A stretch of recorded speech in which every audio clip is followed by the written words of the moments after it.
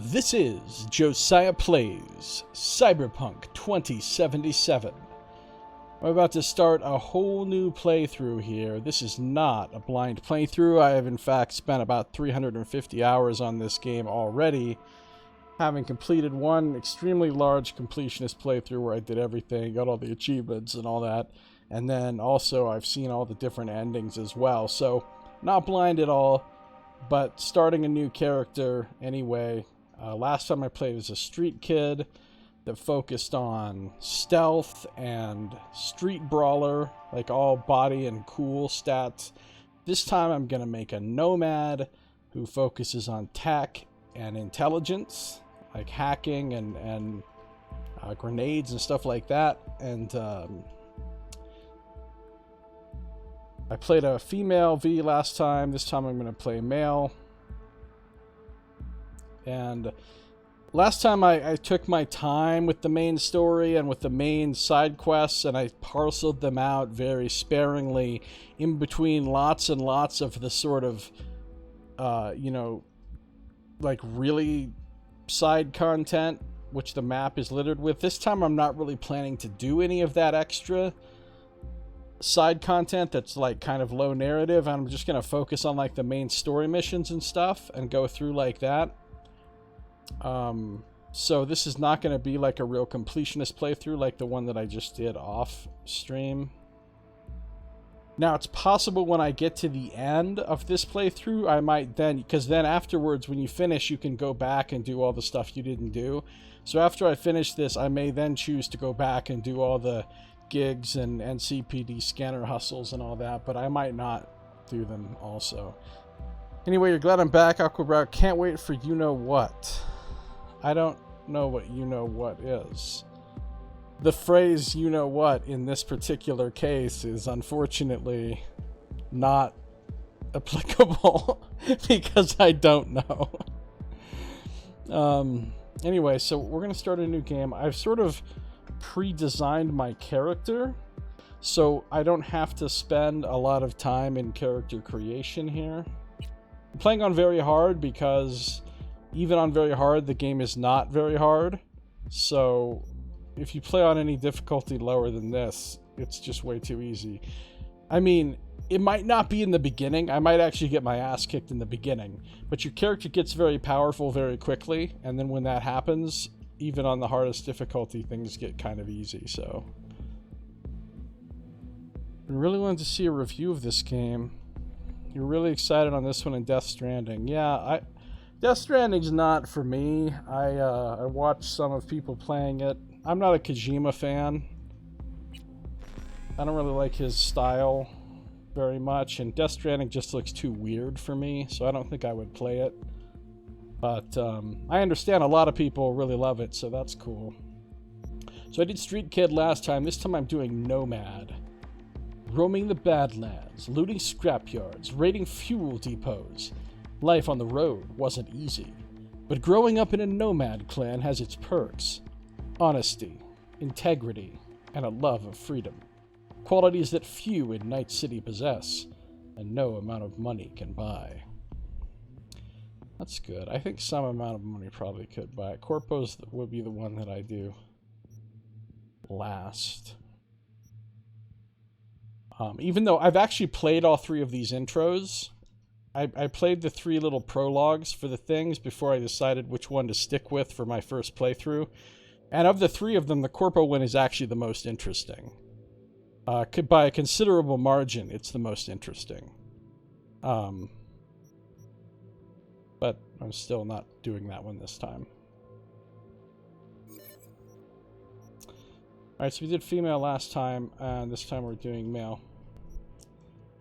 So let me just go through and set up my character real quick. I don't need to spend a lot of time here since I already know. I have it all written down.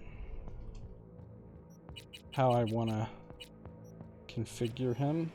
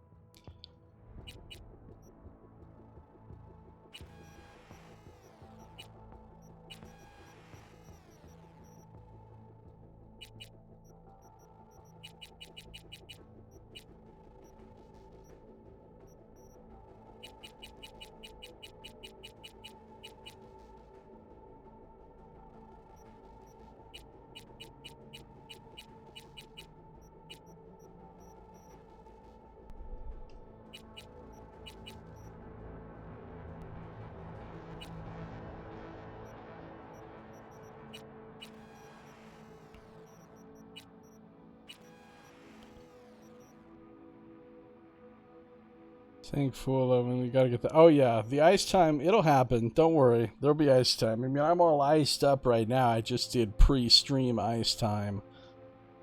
But, I wouldn't doubt that some ice time will occur. Because, you know, that's how I roll. That's how I roll.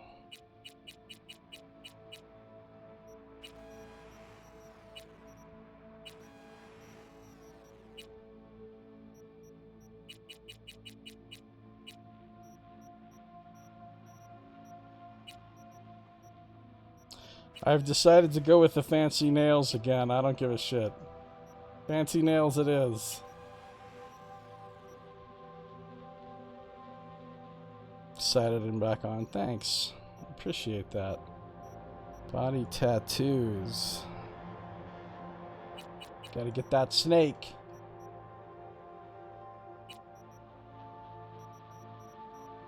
Hey, that's interesting.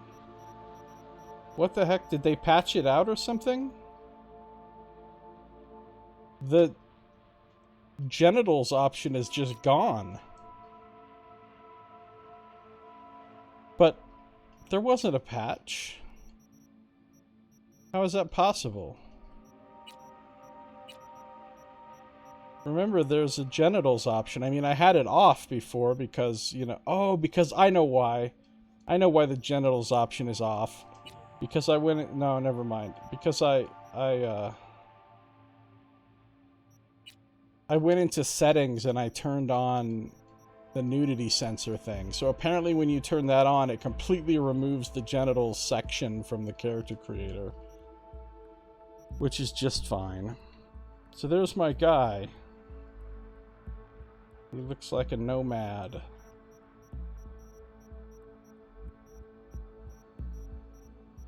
A nomad hacker engineer with some cool tattoos. Can't really see his tattoos very good. Right here it says something like, what does it say? Disturb the comfortable. And I don't know what all that says down there. You can't really read it. The future is disposable. But he's got the snake. That's the important part here. If you turned it back on, then it would be regenitals. What, Knox? You're lucky the camera is off. Otherwise, you'd be getting a camera stare right now. So everything's going to go into technical ability and intelligence. Those max out at 6 for starting off. Then you get 1 extra point, which I'll put into reflexes. Last time I put everything to body and cool.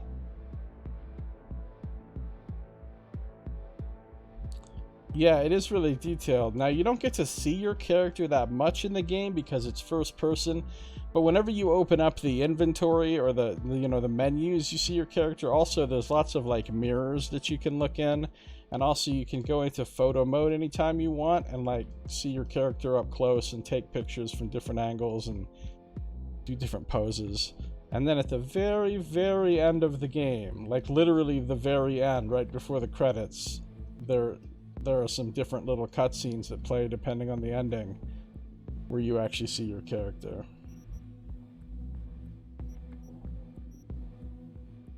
Alright, so cool. We're good to go here.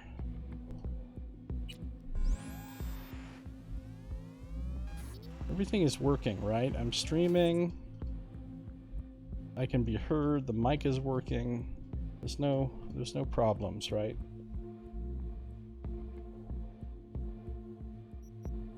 Alright.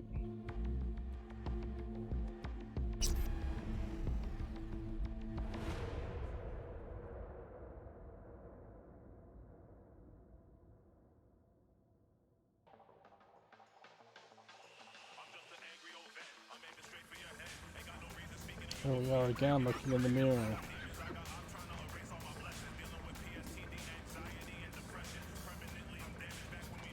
Gotta take off my patch. I'm leaving my Nomad family for some. Look at those nails!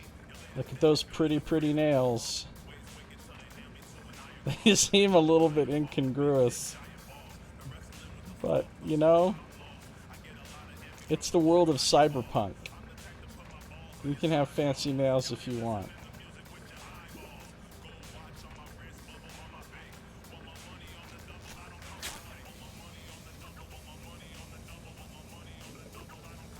Electric coupling module. You said it was nothing serious when I came in. You said you were sure. Guess I was wrong. Can always look for another shop where they won't ask a lone nomad why he's hugging the border.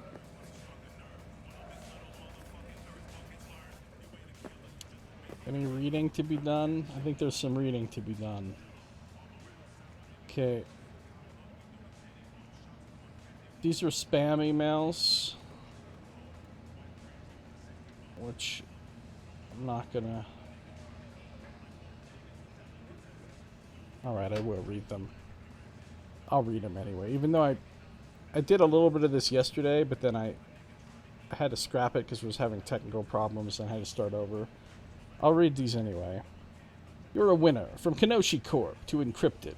Congratulations. Greetings, user. Due to your continued use of Kenoshi services, you were entered in a raffle and have been selected for one prize.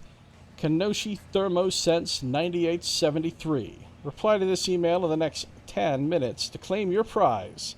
Hurry now, or another lucky user will be seeing the world in thermovision instead of you. Kenoshi team. Apparently they don't have spam filters in 2077. See, what you have to realize about this setting is this is an old pen and paper game setting that was created in the 80s. That started out as Cyberpunk, and it was in 2013, and then they made the second edition of it, which was called Cyberpunk 2020, which was set in 2020. 2020 as imagined in, you know, the late 80s. So in this setting, the timeline from our real history to this game's history splits at about 1990. So this isn't like meant to be 77 years from right now real world. This is actually like, you know,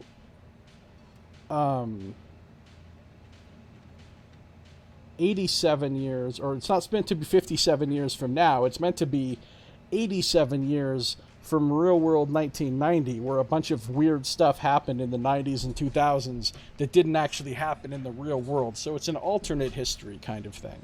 That's why a lot of things seem strange if you try to think of them in terms of comparing to our real world. Used to game a lot as a kid. Appreciate the videos you share. Well, I appreciate you watching and appreciate your support and chatting with me and everything. Yeah, there's a lot of cool stuff going on Twitch for sure. Lots of cool streamers doing cool things. Alert! You've been attacked from AlertBot. Warning! Malware detected. Your computer has been attacked by 3 demons. Our system detected 2 attempts to obtain your personal data. 1 attempts to corrupt your neural processor. Immediate action required. Our quick threat neutralization software can prevent identity theft and implant hijacking. Remember, hostile netrunners can infiltrate your nervous system and force you to commit terrible crimes such as fraudulent bank transfers, assault, theft and/or armed robbery, suicide. To protect yourself, click the Scan Now button. Our sophisticated anti-demon software will eliminate all threats immediately. If you do not scan in the next 5 minutes, 17 seconds, your operating system may suffer irreversible damage. Protect yourself now. Attacked by 3 work demons. Yeah, I love William Gibson's books too. I read all of his books back in the day. I mean, I haven't read his like more recent books that he's written through the years, but like all his old classic cyberpunk books I read. He's like the Tolkien of cyberpunk, basically. You can definitely tell the influence of William Gibson's stories on the story of this game. Mega Medicine Lottery. Attention. Mega Medicine Lottery. Buy 2 tickets, get the 3rd for free. Heart, heart, heart. Thousands of prizes are still available. Drugs, reanimators, primary care appointments, surgery vouchers, blood screens, cyberpsychosis vaccines. I don't think that's how that works. Ripper Duck referrals. And our grand prize, a 1-year Trauma Team Premium Package. Hurry while supplies last. Your neighbors already have their tickets. Buy yours now. Heart, heart, heart. Parts purchased or acquired by alternative methods last month. 4 spark plugs, 8 crank bearings, 1 oil pan, 2 oil filters, 1 fuel pump, 1 ignition coil, 1 starter, 1 ECU module, and 1 timing chain. And then you can visit a ton of interesting websites with lots of good lore and stuff on their like old school web pages, but I'm honestly, and even some of these link to other websites. And now when I first played this, obviously I went through and I read every single word of every one of these, and a lot of these I actually went back to and looked at. These aren't the only websites either. These are just the ones that are available right here from this computer. When you go to different computers in the game, they have different websites that you can access. And also some of these update too, like with new news stories and stuff as the game goes on. But I'm just not going to read all these right now, because otherwise we'll literally be here for an hour doing just that.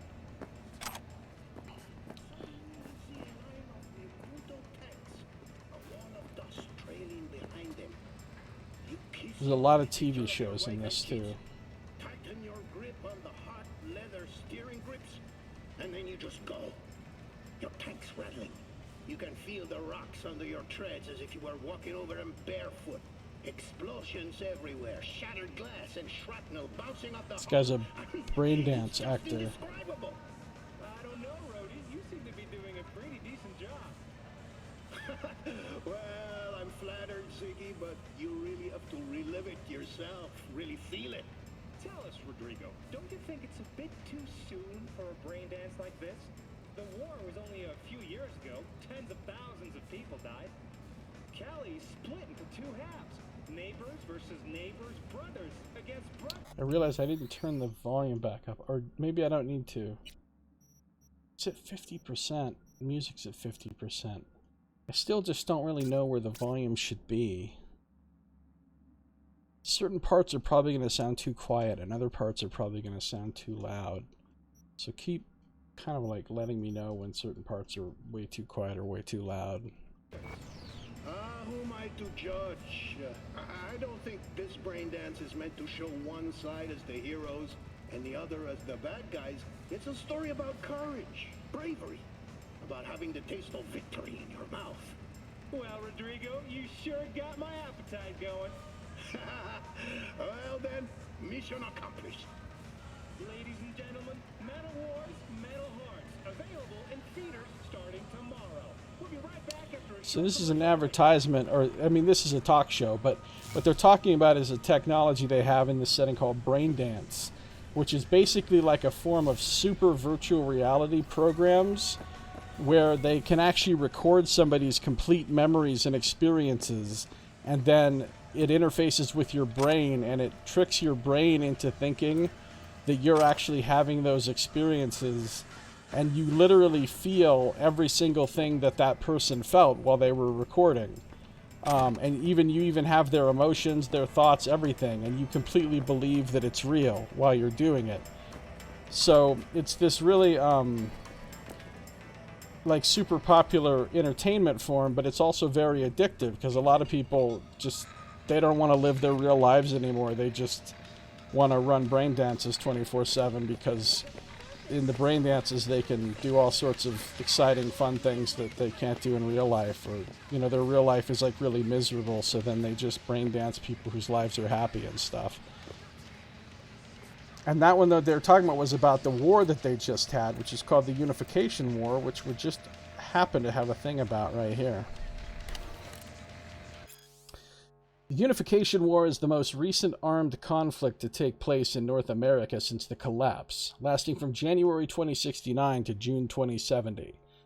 Although the Unification War is formally recognized as a war between the new United States of America, NUSA, and the governments of the Free States, most scholars also classify the conflict as a corporate war. It is well known that the NUSA was backed by Militech hardware, personnel, and other resources, whereas the Free States received the significant yet tacit support of the Arasaka Corporation. The Unification War is also sometimes referred to as the Metal War, or Metal Wars, in reference to wide use of armored cavalry units, so-called panzers. The bloodiest battle in the Unification War was the Battle of Ridgecrest. In just one day, at least 3,078 people were reported killed. North California and South California were on opposite sides of the war, allied with the Free States and the NUSA respectively, while Night City maintained a position of neutrality. The Unification War ended when all parties signed the Treaty of Unification in Arvin, South California. Both sides claimed victory, the Free States emphasizing that they had preserved their independence, and the NUSA boasting that they were closer than ever to reunifying a divided American people. The end of the Unification War, however, was not an end to conflict at large. The leading AI analytics software predicts another hot war will likely break out by 2080. 74% confidence, and does seem likely. These are the two kind of most powerful corporations in the world, Militech and Arasaka, and they both have their own private armies, like full-sized armies, like nations have. They're basically as powerful as nations. And they went to war with each other about 50 years ago during the Fourth Corporate War and pretty much devastated the whole world. And things have just been rebuilding since then. There's a lot of really crazy ads in this game, too. Do you hate your meat? Now let's talk to this guy. I'm gonna pay you what we agreed. Not one anymore. Huh. For that, you can borrow my tools and fix it yourself. That's fine. Step aside. As What? far as powerful as nations. Got any idea what to do? Wow, Nox. I'll just use my fancy fingernails to solve this issue. I'm gonna bypass the coupling and rig a hot wire. Compressor will run on and on. It could seize up. Just that simple. Did anyone ask your opinion? I mean, I feel like that's kind of a dick question. I literally brought my car into this mechanic's garage. That sort of implies that I'm asking his opinion about the car.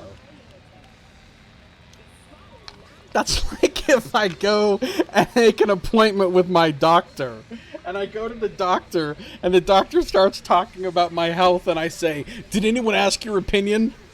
Like, yeah, you kind of did by making this appointment.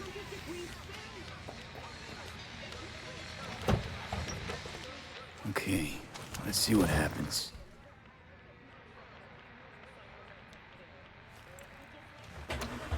It's like I was telling you. No. Not shabby at all. Question's how long it'll last you. That'll get me to Night City. I'll figure something else out there. Right. So doable? It sure was. Satisficing that, not a solid fix. Might as well have used spit and duct tape. It worked. That's what matters. Satisficing? I'm looking for someone. Jackie Wells. Have you maybe... No? Check out my journal. Yo, V, every story's gotta start somewhere, right?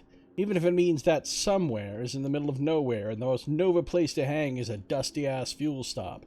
You abandon your Nomad family to come find the dude who hired you, to smuggle something for him across the border. This guy will change your life, mano.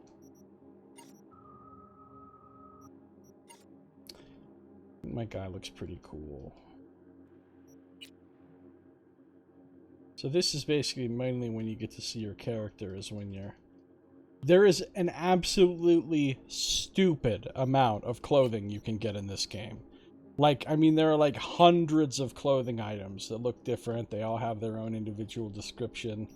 you can really customize your style quite a bit, which again is a little bit wasted on a first-person game, but not completely. Here we are south of the border wall. This is South California. This north is North California. Actually, this is Night City, which is an independent territory of its own. It's not considered part of North California, basically. I mean, politically speaking. It's its own jurisdiction.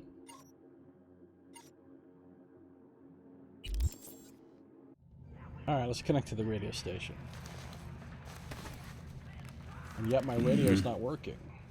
Antenna on this heap don't seem like it packs a punch. Not liable to hear much. You don't say.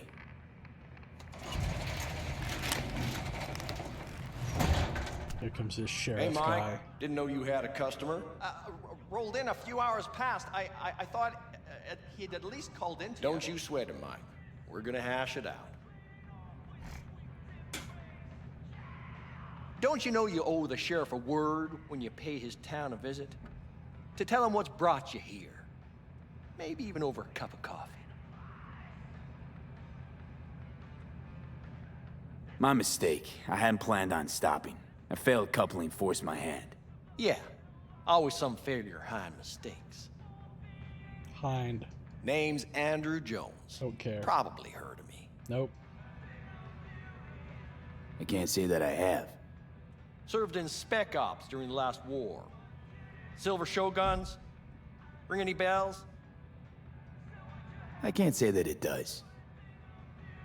Don't like to get along, do ya? He does. He does seem like a hard ass. That a Nomad vehicle? Might have expected that. I'll just fix it and go. I've no reason to linger. No, you sure shit don't.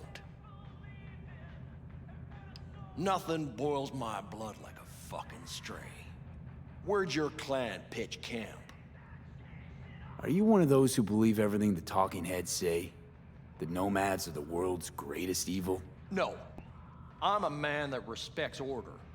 Corpse brought us that order, and I intend for it to stay that way. The Corps pay you and have you on a leash like a dog. You know that? Mm-hmm.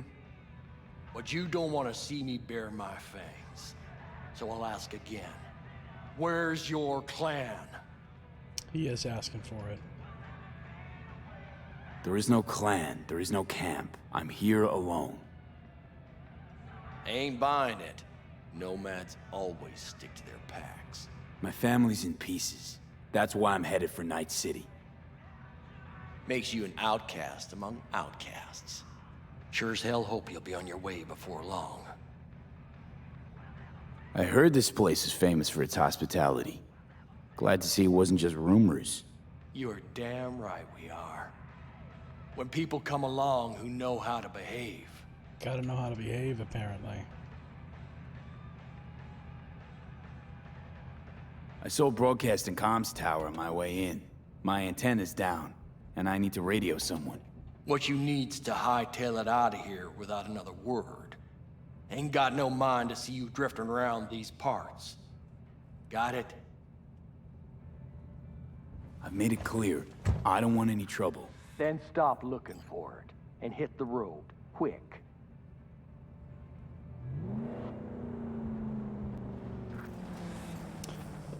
Look at my fancy car.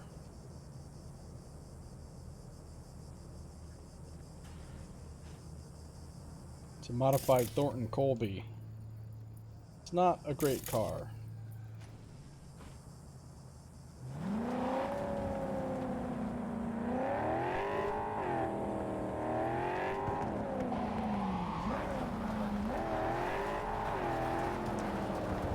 Although it's Nomad modified, so it does a lot better off-road than a normal street car would.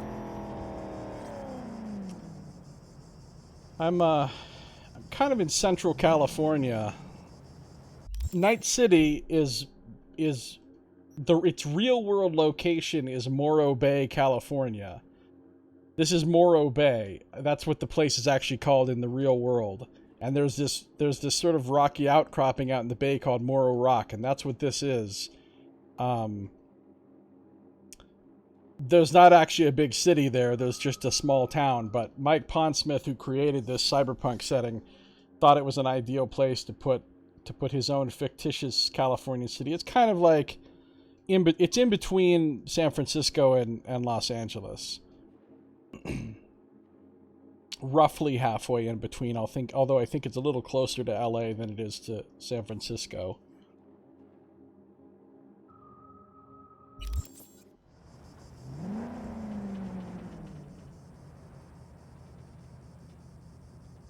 Yeah, I love how well they nailed California, though. Like, both, you know, when you're in the city and when you're driving around outside the city at different times of day and everything, and just looking at the geography and the way the light is and everything, just everything really feels very authentically California, which is pretty cool since the developers are from Poland. But they must have spent some time in Cali doing research for it.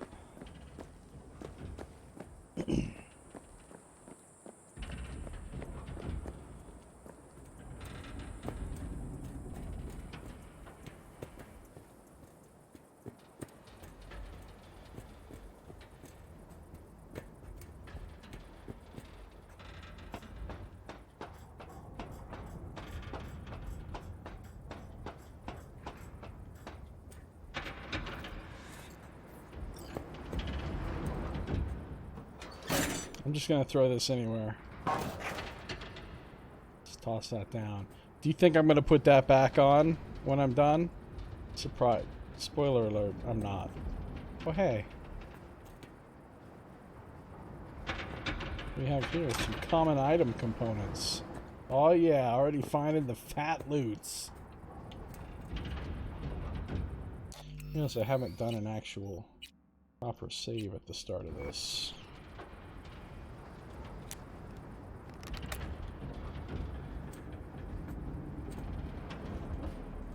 Hello? Come in. Come in. Ah, raised you finally. Willie McCoy. It's good to hear your voice. Fee. Look at my pretty nails. Wish I could say the same. Why can't you? You abandoned the clan. I can't help you anymore. I never knew you to be so cautious. Try loyal. Rules are rules. The system won't work without him. It can't. Nomads get the work in these parts because it's Nomad turf. Wouldn't be a problem if you're still a backer. You should have stuck with them. Joined up with the Snake Nation like the rest. Snake Nation can kiss my ass. I need your help. One last time. One last time. Again? I have to find the client with my payload, but I don't know where he is. Right place, right time. You were there? Of course I was. Maybe the client left a message. Could you check for me? Sure. Last time, though. I mean it. Client's name? Jackie Wells. Huh. Actually left a message. He's waiting on a farm. Flicking you the geoloc data. Thanks, Willie. I owe you one. You do. Just don't get yourself killed. And don't call again.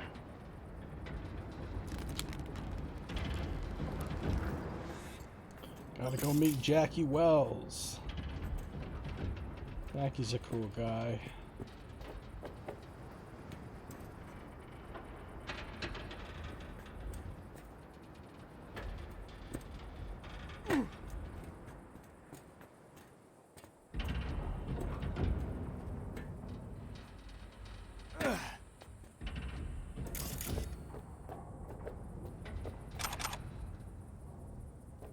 Just found a coffee maker, you guys.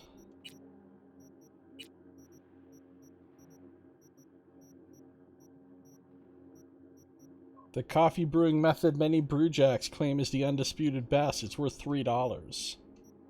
Disinfectant kills 99.9% of gross shit. Some delicious soy paste.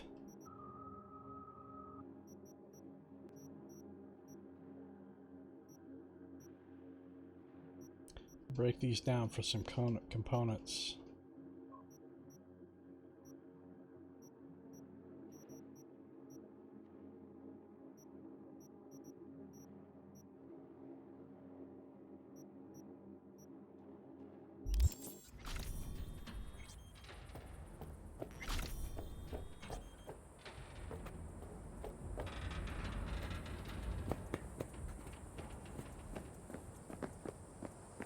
Perk up.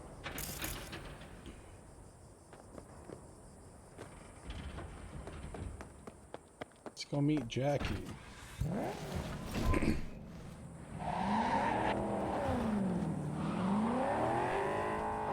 Where we're going, we don't need roads. Oh shit, we need roads! Ow. Meant to do that.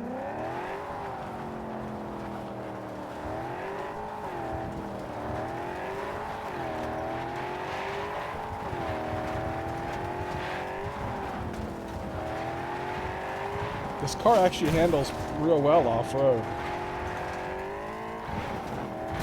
Unless you run into rocks. That's not as good.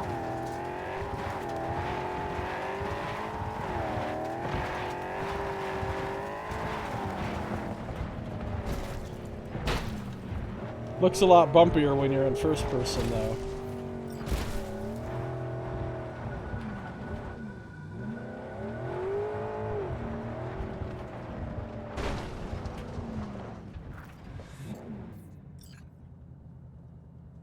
Too jacked up on that coffee percolator. Is that it?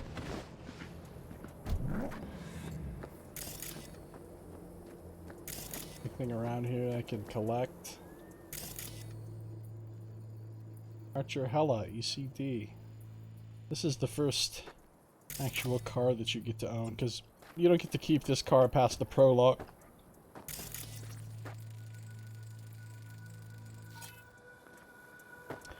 This isn't the actual car that you own either, it's just the same type of car. Although, this does kind of look like... It's not the same car, but it looks a lot like it.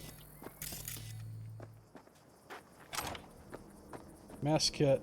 Now I'm qualified to make a mess.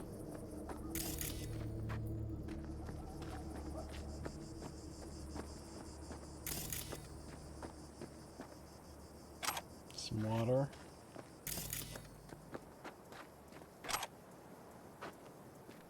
Oh, I was worried I'd have to turn to farming. Yeah, sure hope you're here for me. He's got so much detail. His outfit, his tattoos. He was a member of the Valentino's gang, so he's got like all the kind of Valentino's ink and accoutrement. They're a mostly Chicano gang. Use a lot of like Catholic imagery and stuff. Are you Wells? And Jackie, por favor. I'm V. Seems you have cargo that needs to be moved. Oh, where I'm from, you share a bit about your soul before you talk biz, eh? It's kind of like a custom. Or just good manners, you know? You're a man of principle? You need a backbone, cabron. At least you'll have that left when they've taken everything else. I'm just gonna stand on this couch like a normal person would do. Why don't we start with you then? NC native right here. Got Haywood in my blood. I've never been to NC. That doesn't mean much to me. So, imagine a place where everyone's like your bro or sis. Or a distant cousin, at least. I think I understand. You don't have to like each other, but it's family. That's Haywood. That and everyone's back in iron. And you? I guess one could say I'm from my own Haywood. You and me, we're gonna get along fine. The cargo. If you pick the street kid background, you're actually from Haywood as well. You come from the same place as him. Haywood. Gonna Nice, be long? Knox. This is Haywood. It's this section of the city. Valentino's territory.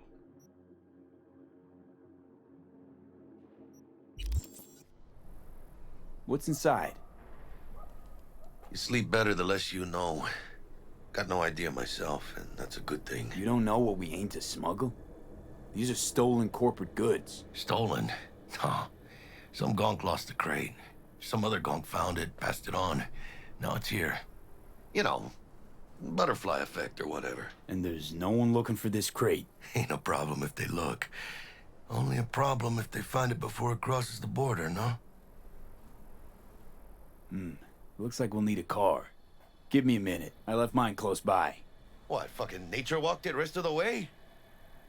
Okay. Well, be quick about it, huh? I didn't see that little bit of dialogue before. I guess it's because I parked too far away. It's because I parked over here. Don't look at my shadow. Do not look at my shadow. Never look directly at the shadow.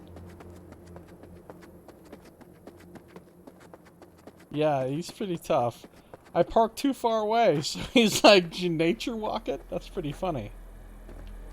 Well, hold on. Let's search the trailer real quick before we... Brought wheels with you? Sure could use some. Let's grab some surgical scissors. Let's grab some cards.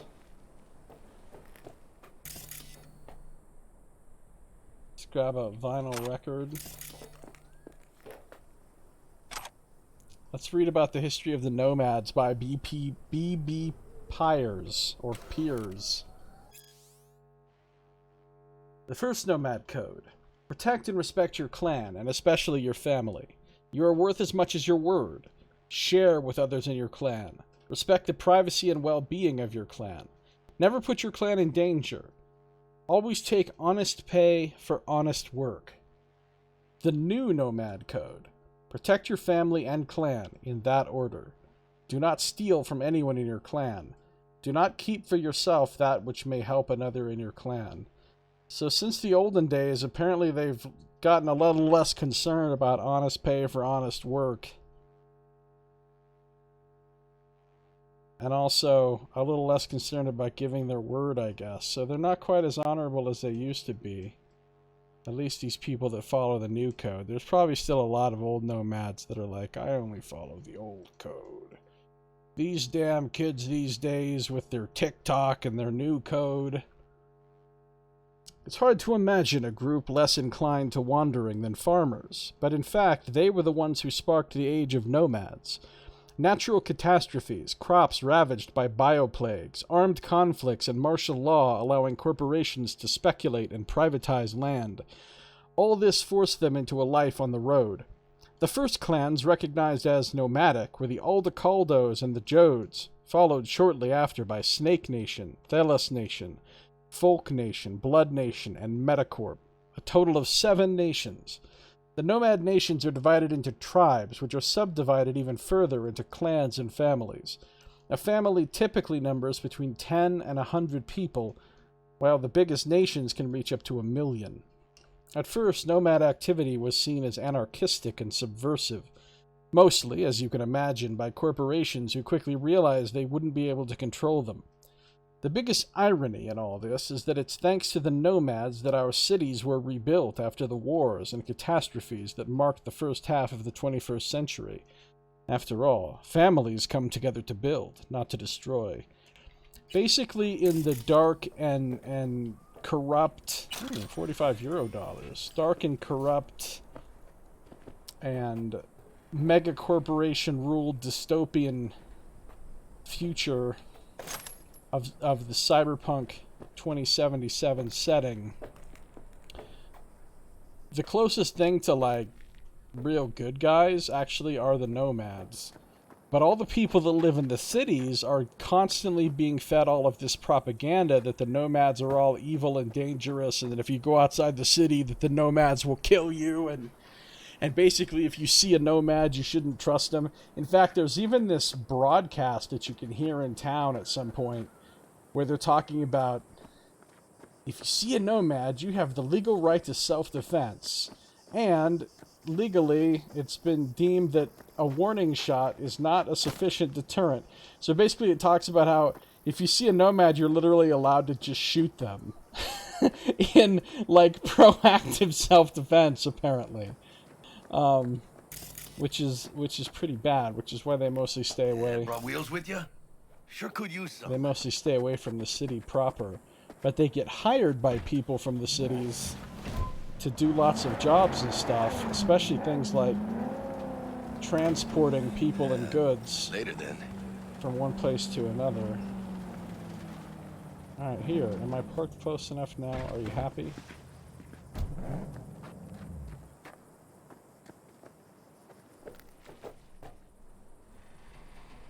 What's inside? You sleep better the less you know. Got no idea myself, and that's a good thing. You don't know what we aim to smuggle? These are stolen corporate goods. Stolen? No. Some gonk lost the crate. Some other gonk found it, passed it on. Now it's here.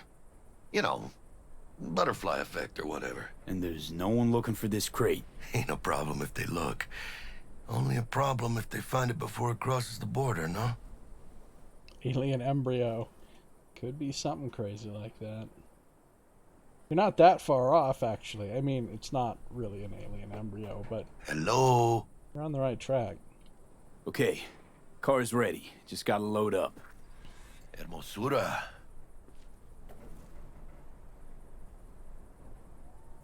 Started thinking you might not come. I got held up. And you weren't exactly easy to find. I decided to lay low, you know? The sheriff, he looked like one grouchy motherfucker. Yep.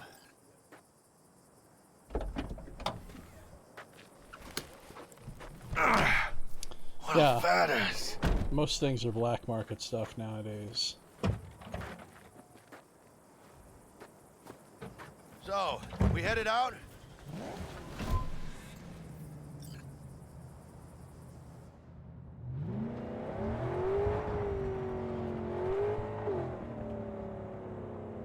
Where we're going, we definitely need roads. Do you have the manifest from the transport? Of course I do. But the fixer didn't give you the job deets? He did. I was just making sure. Listen, friend.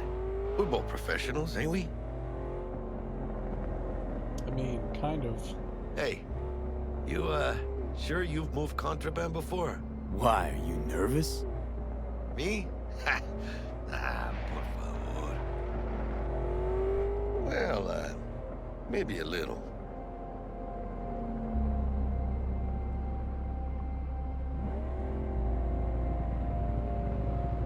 It's a random big old helicopter up there.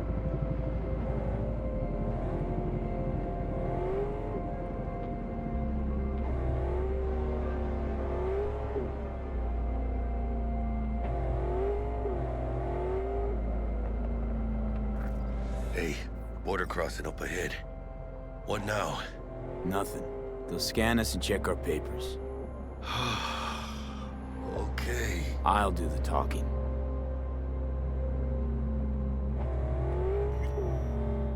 Don't worry, everything will be fine.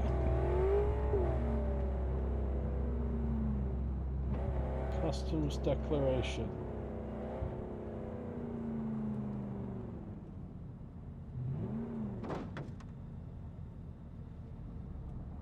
Please direct your vehicle to the inspection area.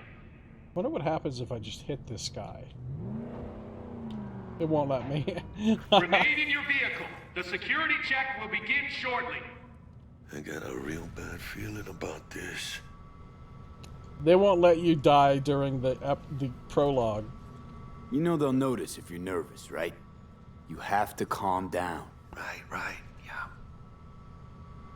Hand me the manifest. They'll need to see it. Grab these. Let me see. It's marked LOA. Perfect. What's that mean? Lost on arrival. It means the cargo is flagged as to be lost as soon as it crossed the border. Oh, so they know we're smuggling. They're about to find out. Lost on arrival. The owner of the vehicle in the inspection area will report for further questioning. From Sacramento. Chingada madre. What now? Priority corporate shipment, biological hazard, climate-controlled storage container, precious materials. Come on. Don't make me wait, Chum. Said component reported missing within independent territory of Night City. Further inquiries hereby suspended with immediate effect due to lack of conclusive evidence. I love how they literally have a form that just claims something is lost, which isn't lost. Come on. Relax. Don't make me wait, It's all in line with procedures. It's all part of the plan. Hey, guess you know what you're doing, huh? If we want the customs officer to turn a blind eye to our dubious dock use, we'll need a sweetener. Do you have the credit chip with the bribe? Oh, yeah. Forgot about that.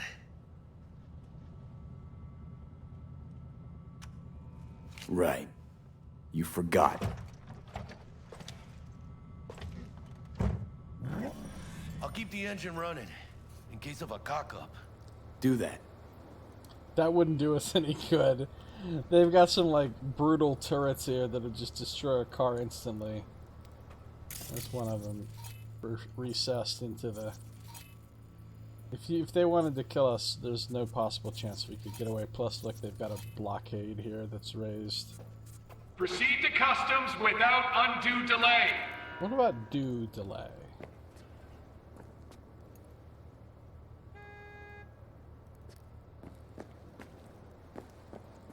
All activities are recorded.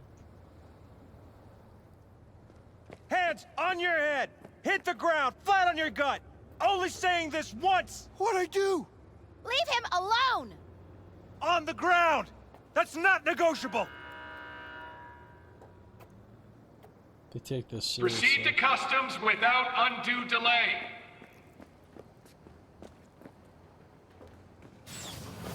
If you're armed, place your weapon here.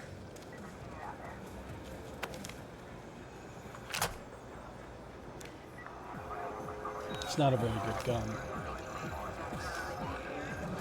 Now please report to room number 2.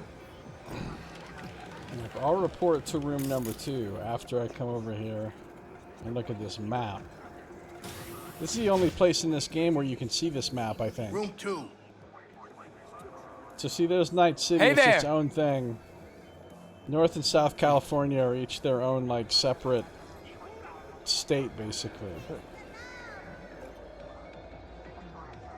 How's it going? Texas is, of course, its own republic. Got the Pacific Confederation up there.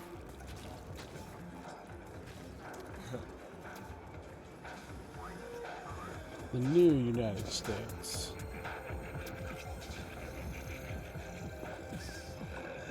This guy's just having some fries. He doesn't give a fuck.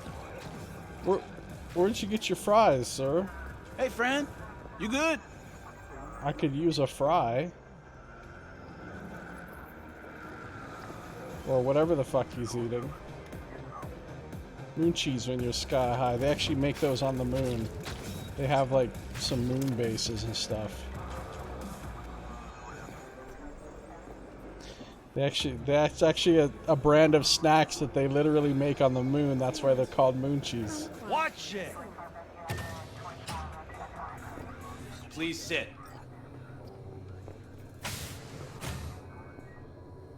Papers. Hey, this guy got creepy eyes too. I know the rules. Everything's there. It might be, it might not be. We'll see. Oh, we're coming up on ice time. What are you transporting? It's all in there. I have no idea what I'm transporting. Everything? If anything's wrong, just say so. I'm sure we can figure it out. I haven't said anything yet. The question is, should I expect to find anything out of order? There's one additional enclosure to the manifest.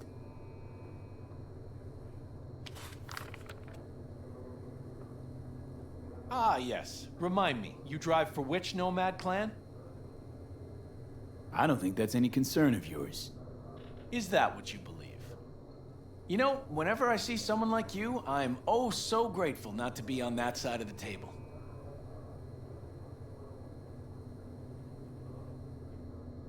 Go on now. Your associate's waiting for you in the car. Yeah, but I have fancy fingernails. What do you think about that, sir? Lieutenant Carter Reynolds. It's time you left. Don't forget to take your personal items. They got some crazy ads in the future. This is the Just Ads channel. So when you get to your apartment, you can like watch your own TV and go through all the channels. But like half the channels are literally just ads channels, where just all they show is 24/7 is just ads. There's no actual content. Here's a reference to The Matrix.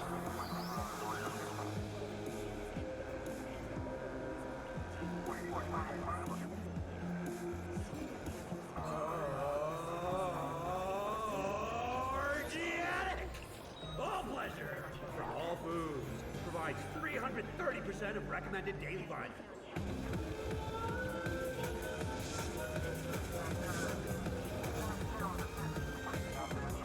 It's so funny you can find all these foods in the game.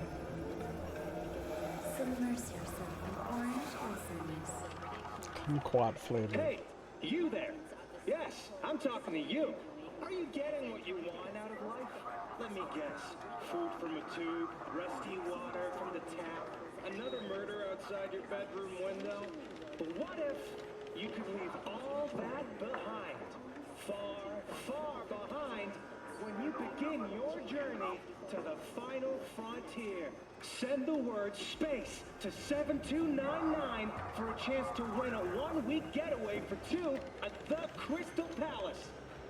10 casinos, 5 pools, top-end brain dance equipment, and the best chefs Space in the universe. Vegas. I want to go on to a space station for a resort. Don't wait a microsecond longer. Send SPACE to 7299 right now. The Crystal Palace. Feel alive in the dead of space.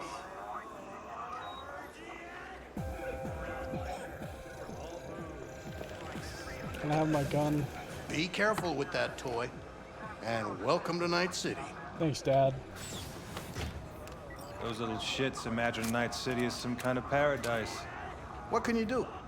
Young, naive, which is just a euphemism for ignorant. These guys are really proud of themselves. It's all good, What Jackie. happened in there? I have no idea why Jackie's driving all of a sudden. It's my car and I'm the Nomad, but I guess he's the one that knows where we're supposed to be going in Night City and I don't, so in that sense it sort of makes sense. I'll tell you soon.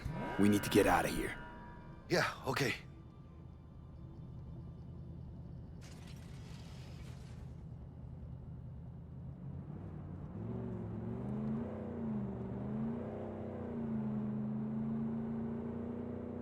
You see the huge scrolling advertisement You gonna tell me what happened back there? holograms. Let's say I have a bad feeling about this. Oh. Happened a lot to you? Rarely. Smelling trouble around the bend? Drive, Jackie, just drive. Someone's coming our way. This does not look good.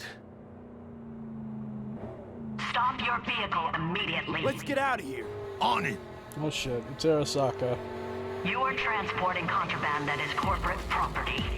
I repeat, stop the car. Damn. Shit just got serious.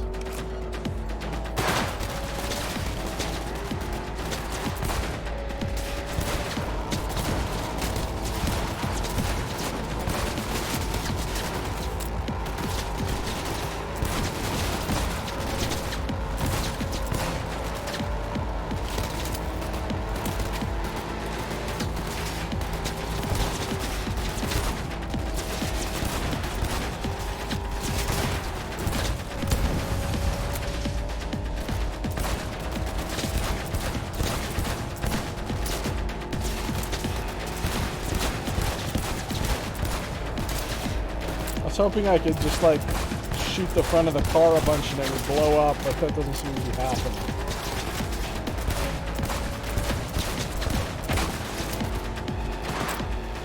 That guy missed his turn. He must not have the nice mini-map oh, shit.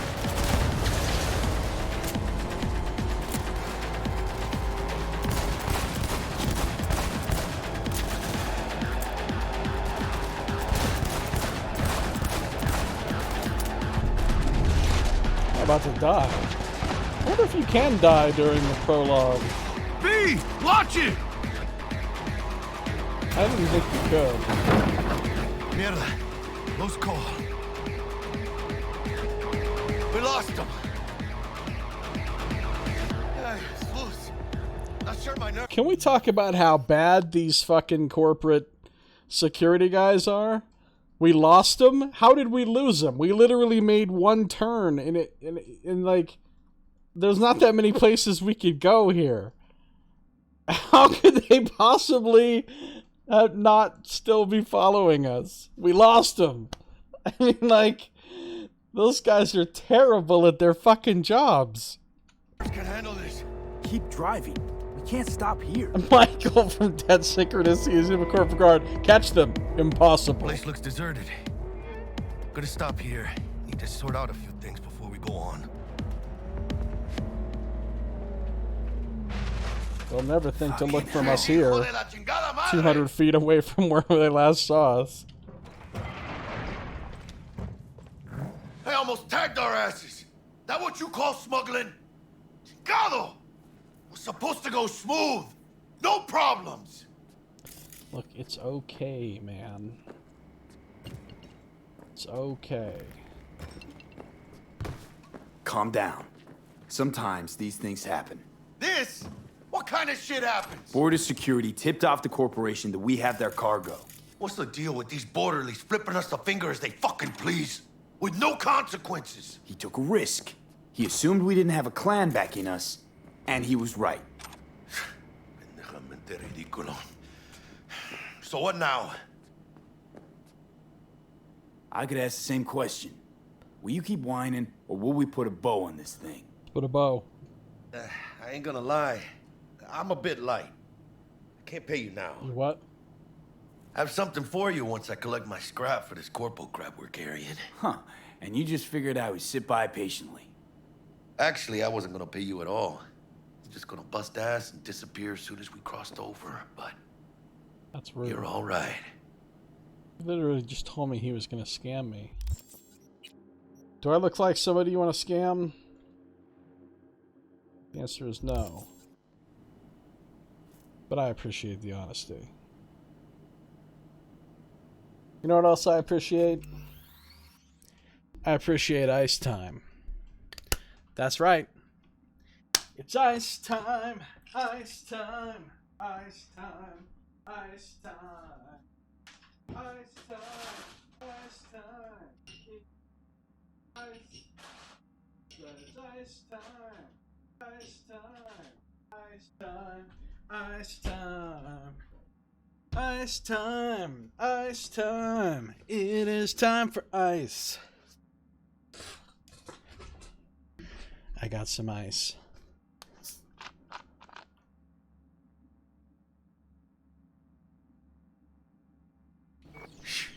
Gonna be long? Hope Aquabrow didn't miss it. Alright, I appreciate the honesty, Jackie. I appreciate the honesty. Yeah, thanks. So, what's next? Now we take a peek inside. We're gonna crack it open, huh? With the alien embryo? Open it. Probably not a great idea. Didn't it literally say biohazard on the fucking form? I don't know if your client's gonna be happy getting an open package. It usually means trouble. Fuck the client. You gotta start working for yourself sometime. No commission, no middleman. And I need to know what I'm selling if I'm gonna try to find a new buyer. Oh shit. It says Arasaka on the crate. We're robbing some heavy hitters. And maybe we'll make some heavy money. Oh, mames. A real iguana. A, lesser Antillean, I think. It's an iguana, a live iguana. Realize that in this setting, almost all animals are extinct. There's like hardly any animals left. Lesser Antil what? Yeah, I watched a thing on TV about them. Went extinct like 30 years ago. They're from the Lesser Antilles. You come a long way, my scaly friend.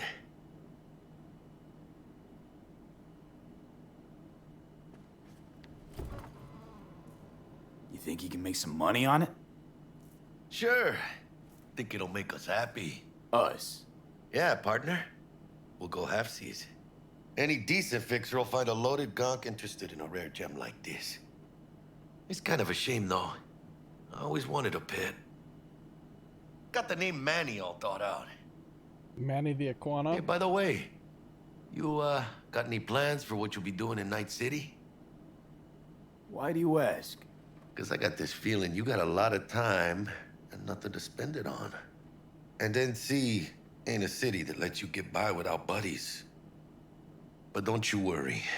Let me help you find digs. You gotta live somewhere. It's important to have people you can turn to. You know, like, family. Maybe you'll find your own down in Night City. I'm planning to spend a lot of time at the nail salon. Thanks, much appreciated. Hey, come on. It's nothing. We got chemistry, you and me. Be a crying shame to waste it. Partner. Hey! Aw, cuddly little fucker. You know what, Jackie? You're not all bad yourself. Oh, you don't mean that, mano. Okay, partner. Time to grab the lizard and scurry out of here. And that's the end of the Nomad epilogue, or prologue. After your prologue, everybody gets this same cutscene. And we got another day ahead of us in this city of dreams. It's basically a montage of town. Love it like you might love a mother who popped you out on the steps of an orphanage several once, and now months. stops you to ask if you got a smoke for her. Every new day here means 100 new arrivals, but only half these gonks will survive a year, and that's if it's a good one. And why do these peeps come to NC? Well, to be street samurai like Morgan, Blackhand, and Waylon Boa Boa. The greater the risk, the bigger the bounty, kids. Or so they say. But you can only be a major league player for so long. The faster you live, the faster you burn out. If you don't get a bullet to the brain first.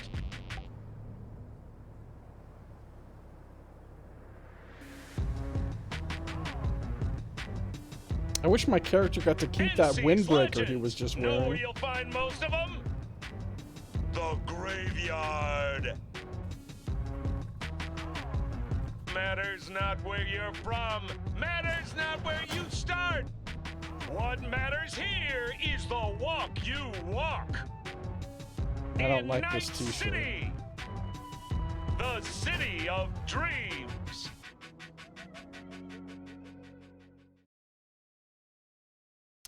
So, Chick we're looking for is somewhere in this building. Probably crawling with the pendejos that kidnapped her. Eyes and ears open, all right? Speaking of which, got you a little something. Militech training shard. In case you need to, brush up on your dance moves. Down for some target practice in VR? So basically, whether you're a nomad, a street kid, or a corpo, whatever happens during your prologue, you end up with Jackie. You have that, like, 6-month montage of getting to know him and, like, running some jobs and stuff. And then you end up on this job where you're kind of in media res. Once you finish this little mission, that's when, like, the full open world opens up and you can then go around and do anything you want. Militech? Jack, we're talking classified military-grade shit here. How'd you get it? T-Bug. And our girl made a couple adjustments. Why? Think she knows better? Nah. Said it didn't suit her, style. You'll see what I mean. I really don't need to do this tutorial, but I will for the sake of viewers. Sure. Why the hell not?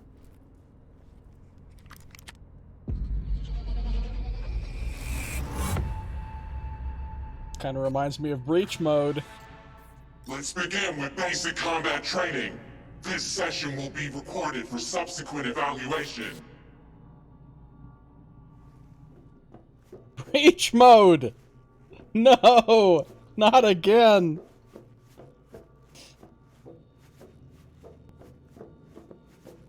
At least it's not piss mode. It's true.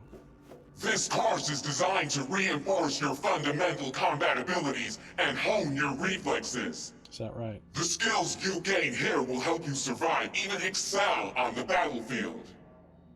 I will train you to be effective with firearms, to use stealth tactics to your advantage, and to hack into enemy networks. Because at Militech... Man, Militech can't encrypt for shit. This is T-Bug. But they clearly got drill and jarheads in their blood. Now, Station 1, you maggot! Move, move, move! Hope you're ready to bust ass through this fascist playground. Power pointers will help you Let's excel on the blast through a battlefield. tactical target Word. practice program. You know, little warm-up. Wow. You officially went all out with those puns.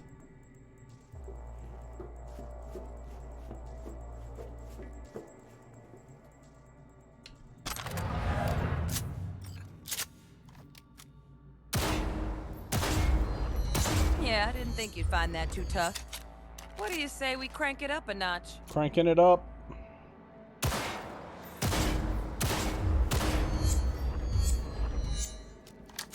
Not bad.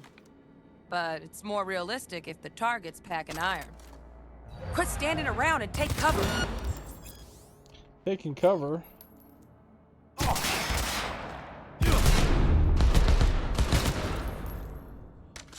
You took a hit. Use a reanimator to patch yourself up.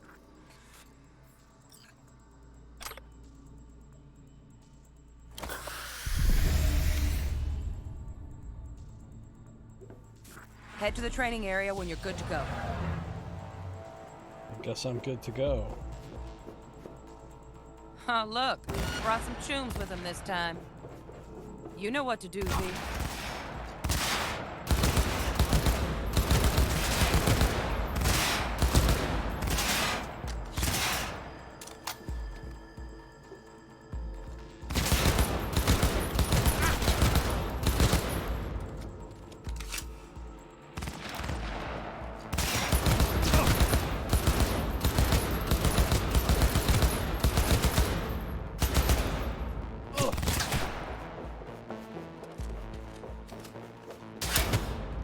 Out of bullets.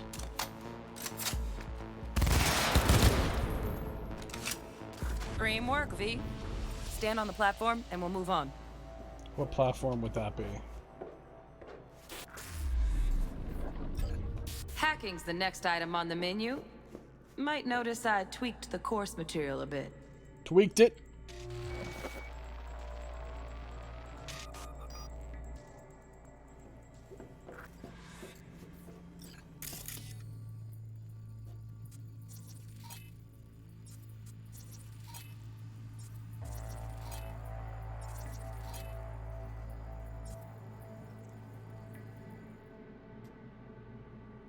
This training module will teach you how to apply. Work a little hack magic on the screen to distract the guard.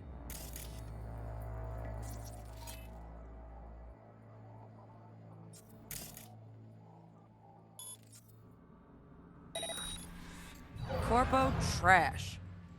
Style over substance. Good. Now take him out quietly. All right, all yours. Take him out. Never smart to leave behind any trace of your handiwork. Especially the dead kind. Now pick up the body and hide it somewhere.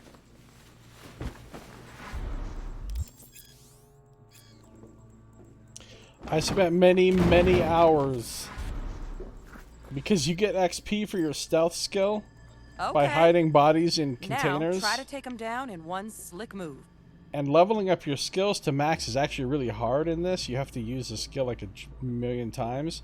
So I spent countless hours picking up tons of dudes and finding places to hide their bodies. Even if I didn't kill them stealthy. Like, I'll run up on a group of guys and, like, throw a grenade at them. Huge explosion. Screams, gunfire, everybody dies. And then, but wait, now I'm being stealthy. I'm picking up their bodies and putting them in dumpsters. So much stealth.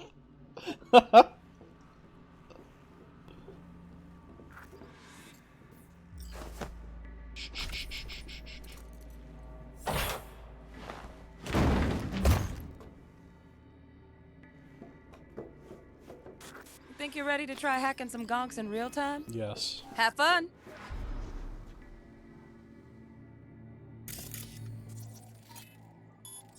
What's cool is you can take control of cameras and then you can hack people and things through the cameras. You don't have to have direct line of sight, which is really cool.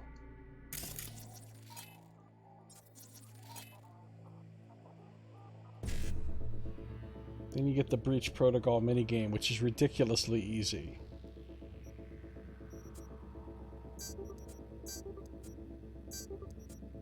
Now, detonate the grenade. I just wonder, like, who thought this was a good idea?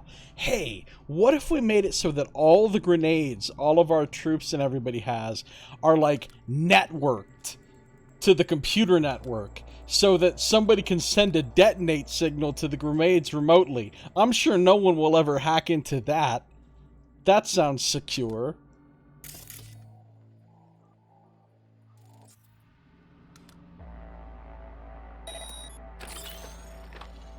I like how he figures out that the grenade is fucking up and he doesn't throw it, he just holds on till he dies. Like I said yesterday, basically quick hacking in this is just magic. You're just literally a wizard. See? Just needed to shut your brain down and follow orders. In true Militech fashion. Under my wise command, you're a real champ. Take your spot on the podium. Not too shabby. Militech's algorithms put you on a decent run. Got additional modules if you want to hone any other skills. Or you finish up, Delta out now. But remember, the street's not gonna give you any hints or second chances. Oh, I'll do the other things. Don't even trip. Teach me about stealth. Need a handwritten invite? Right. So first, let's shape up those stealth skills. Okay, let's do it. I'm ready.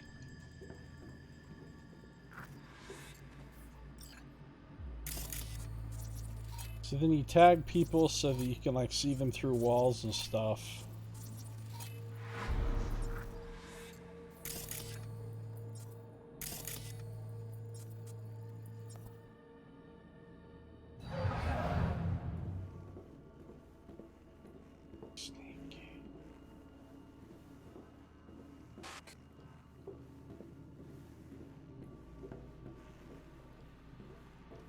I don't think it's gonna let me hack people right now, is it?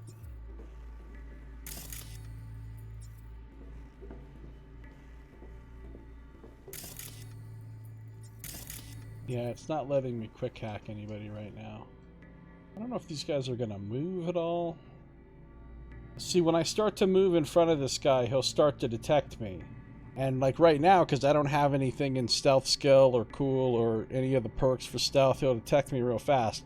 By the time you max all that out, like I did on my old character, enemies take forever to detect you. You don't even have to sneak past them. You can literally just jog past them in plain sight, and they don't detect you because it takes them so long to detect you because of your stealth skill. It's hilarious. You just run by like and wave like, "Hi, you don't see me. I'm not here." Yeah, I know. Find cover, quick. Nice, nice. Now, move slowly towards the exit. Stay out of sight.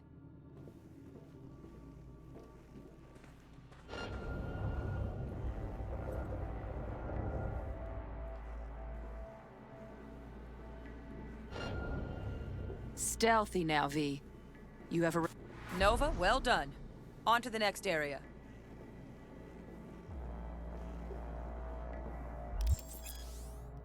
Now the same thing, only with the camera. Oh, I can't hack the camera.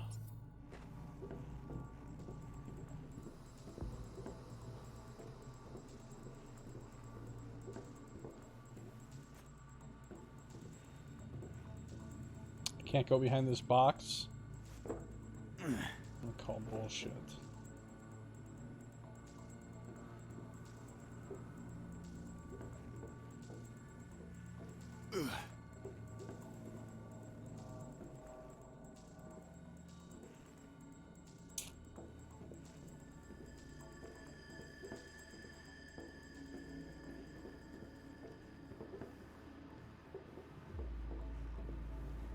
Nice work today. Just stand on the platform to exit the sim. This is so much breach some mode. Advanced combat techniques for dessert. Then we wrap this party up. Oh, advanced combat. Here we go.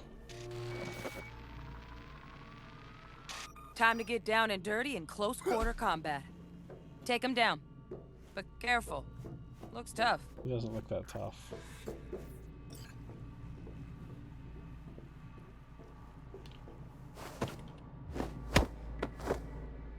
Oh no, strong enemies can't be grappled. Okay, that'll do. Now maybe we find someone closer to your weight class.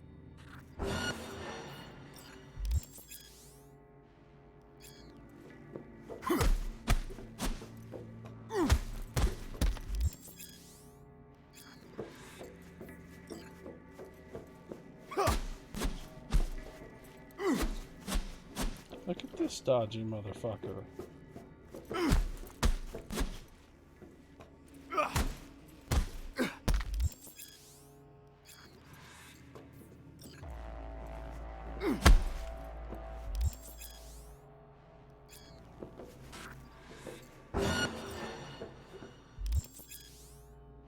When they're Let's blocking, bump things up from your easy fast to normal. attacks suck. This next fool can block your attacks. But now you break their block with strong attack.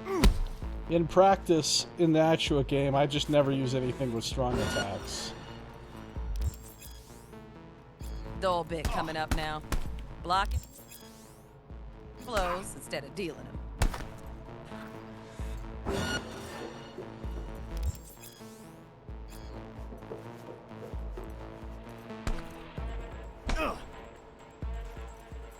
I don't really ever block either. I just dodge out of the way.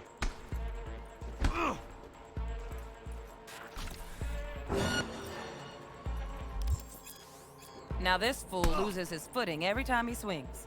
Use that. Get in there and land a counterpunch. You missed ice time, Aquabrow. Well, you might not have missed it, but we did ice time a few minutes ago. Fool. I like that. V, want to see this fool punch in air next. Don't let him land anything.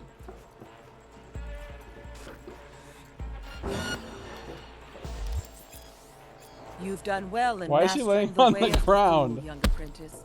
I can teach you no more. Let's move on to melee weapons. Grab a sword. The swords have nice animations in this.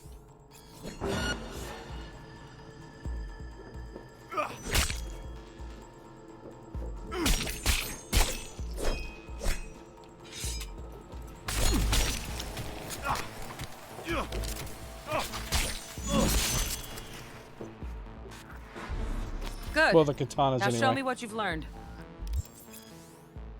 Yeah, we're doing a virtual reality training simulator thing.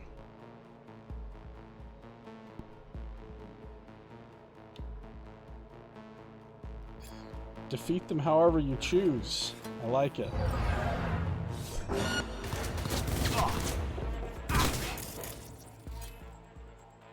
Oh, I got the suicide hack?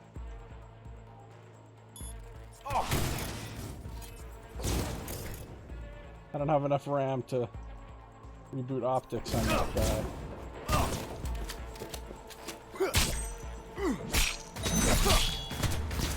Watch this guy, watch this guy. Hacking is fucking magic. You don't actually get that until quite a bit later in the game, typically. I didn't realize they gave it to you during the simulation.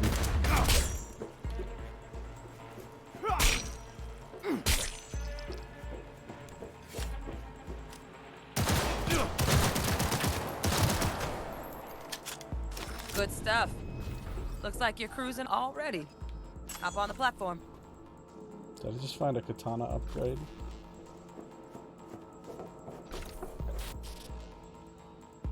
I did it.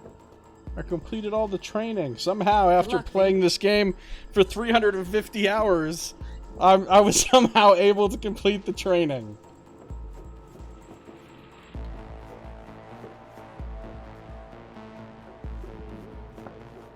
Goodbye, breach mode. It's been nice.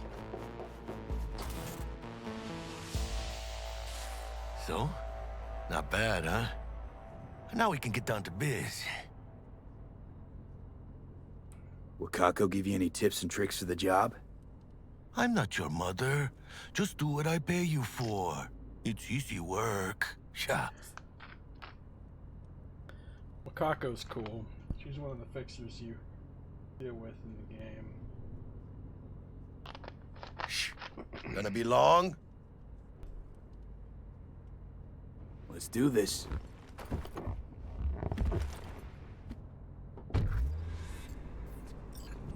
Right, Elevator. rescue. This way.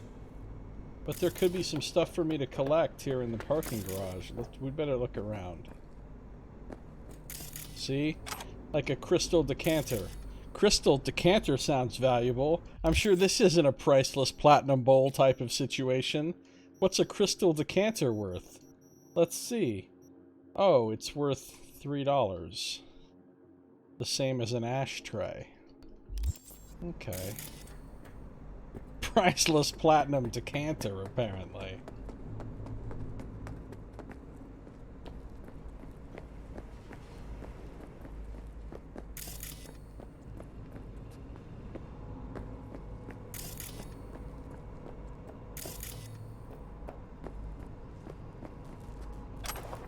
I got a shirt. Look at this ridiculous shirt that I'm wearing. V's favorite t-shirt. Bought shortly after the first job with Jackie. It's not a good shirt, and I'm not high enough level to wear these other shirts, apparently. Those shirts are too cool for me. Imagine not being high enough level to put on a t-shirt. Like, pretty bad. What do I have for weapons? I literally just have this one shitty Unity pistol. Okay.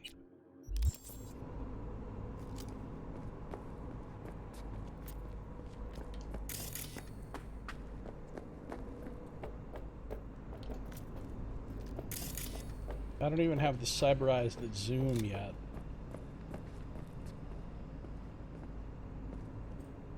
Got some handcuffs.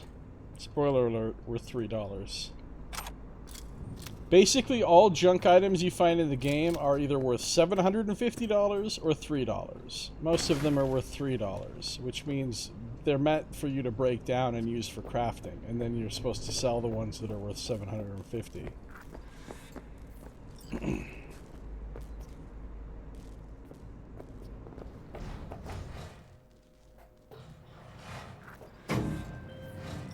Target's Sandra Dorset. Target's biomon went mute a couple hours back. Suspected abduction. Target could have possibly flatlined already. Not sure you're in time. We're in time, Bug. We. Sure you're on phones, but that don't make you any less part of this squad. Squad. Charming. Bug, you could at least try to be nice. You want nice, supportive?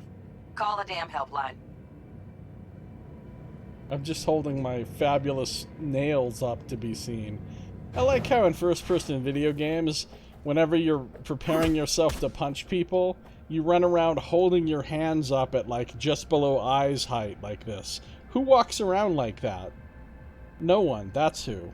But like in every single video game, that's what they do.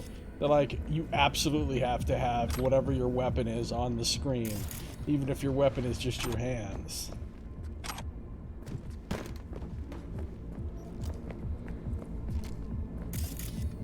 Looking for 1237. Hey, the doors Target have should numbers. be inside, but I got 0 eyes on her biomon. Fingers crossed it's not too late. Ugh, I hate this life or death shit. Is that you? Hurry. Go inside, ma'am. I'm gonna take your dark chocolate. Try hacking the door. Think you can trip it on your own, V? Yes, I think I can. But I gotta search for additional junk in the building first. I should check and see how many healing items I have too. I might need to craft some. Priceless platinum bowl. Priceless platinum bowl. I think I just have one. Literally one. Max stock Mark 1. Which is not really good. So what I'm gonna do is go to my backpack. I'm gonna go to my junk. I'm gonna destroy some items.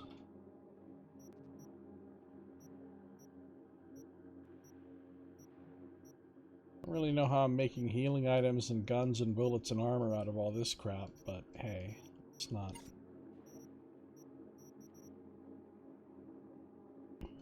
I like these bounce backs. Obviously I can't craft very many things right now because I haven't learned any crafting recipes. Oh, I could make myself a better weapon though than... Oh, I could make myself a Nikomata. A tech rifle. Are any of these tech weapons? Tech shotgun. Need a few more blue components, which I could probably get by breaking down some drinks.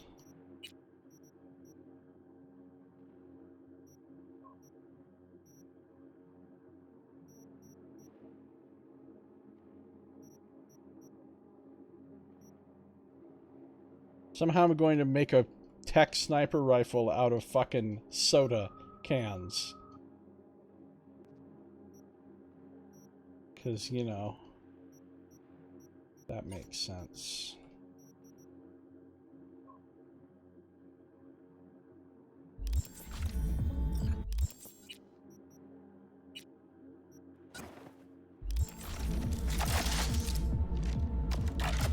Tech weapons can shoot through walls. You can charge them up and you can... So if I had enemies like tagged on the other side of the wall... Okay, but do I even have any ammo for this?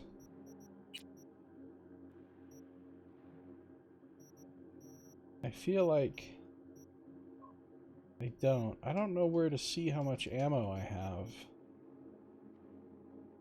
I have 0. I'm gonna have to make some ammo too.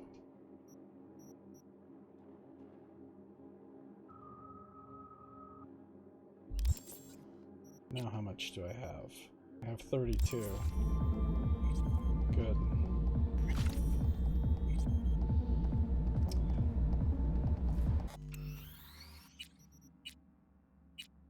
Alright, let's hack the door. Breach protocol. Oh, I don't even have to breach protocol. I can just... Low profile. You gotta tell me about low profile. Of course, this is not a silent rifle. So if I use this... Are we fucking late? Is that her? Is that our target, V? Calm down, buddy.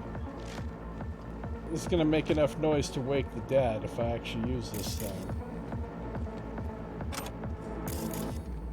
But I'm gonna see what I can accomplish by means of... Ooh, 86 euro dollars. What I can accomplish by means of hacking. Fresh meat, your favorite supplier to Gomp. We won't forget, you're a dead man walking. From Victor. Hey, this is our friend, Victor Vector. We're gonna meet him soon. He's a ripper dog. To Blaze. If any of your lackeys show up here again, they're in for worse than a split jaw. That's not an empty threat. Try me, motherfuckers. Victor is a doctor now who does like underground cyberware installation, but he used to be a boxer back in the day. He's a cool character. Man, Jackie, could you cool the fuck out? It's not her. B. Check this chica. Sandra Dorset's protected under Echelon 2 corporal immunity. Our girl's top shelf. This one's packing black market Zeta Tech repros. Typical back alley fix-ups. Not our lucky gal. Let's keep looking.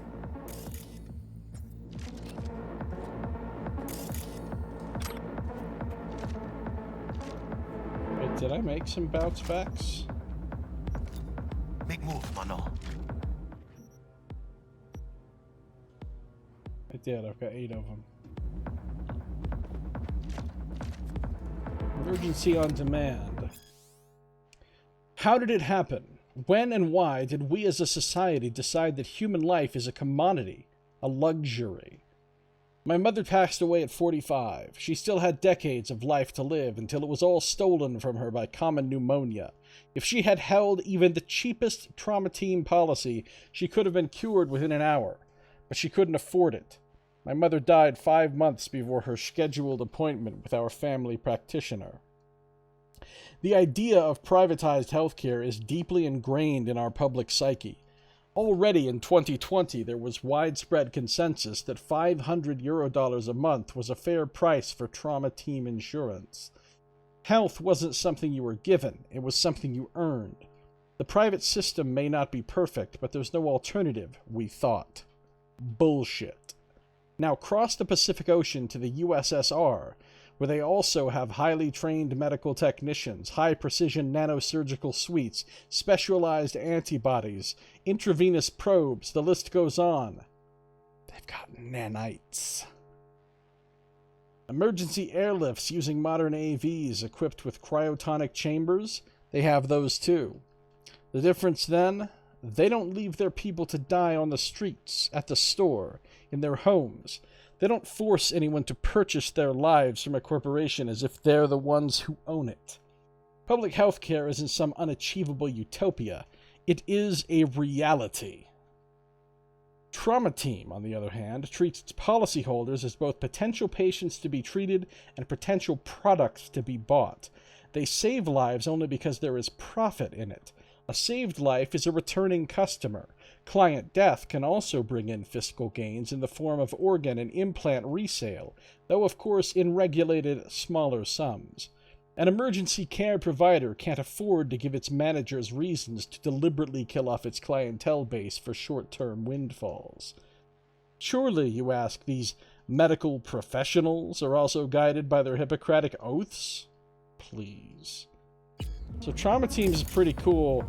They've basically taken over all the medical profession in this setting, and basically you buy a policy with them, like an insurance policy, and based on how good your policy is, if you're in a life-threatening medical situation, they will dispatch an AV, which is like a flying hovercraft aerial vehicle, with an actual tactical team that will come in and extract you. So they'll actually, if you're in danger or whatever, they'll actually kill anybody around you and take your body out of there and save your life. But if you owe them money and you can't pay, they'll come grab you and they'll take out your cybernetic implants and even your actual organs and sell them to cover the cost of the debt that you owe them. Alright, so let's Mira, eyes up. Pendejos ahead. Drop it quietly. I see some pendejos. I really wish it said pendejo when I analyzed him. He's a scavenger. Scavengers are a gang that is in the business of abducting people and carving out their organs and implants for resale. They're real bastards. So let's breach protocol first to reduce my RAM costs to hack this guy. I can short circuit him. I'll skin you and make a curse for my wife! He's going down! See, I thought that was going to be stealthier than it was. Oh. Wasn't really prepared for that to go the way that it did.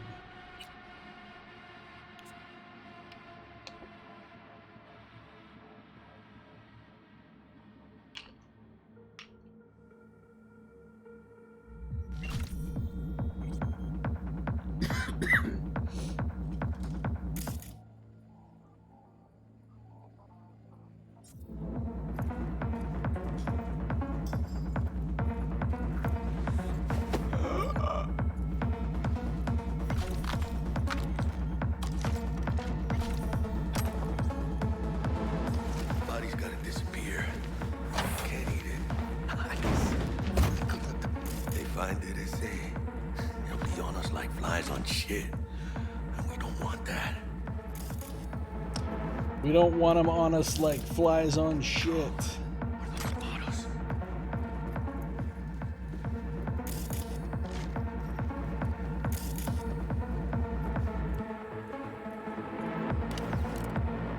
Cyberware usage and its side effects. Many people believe we live in a time when impossible, Michael, has become an obsolete term.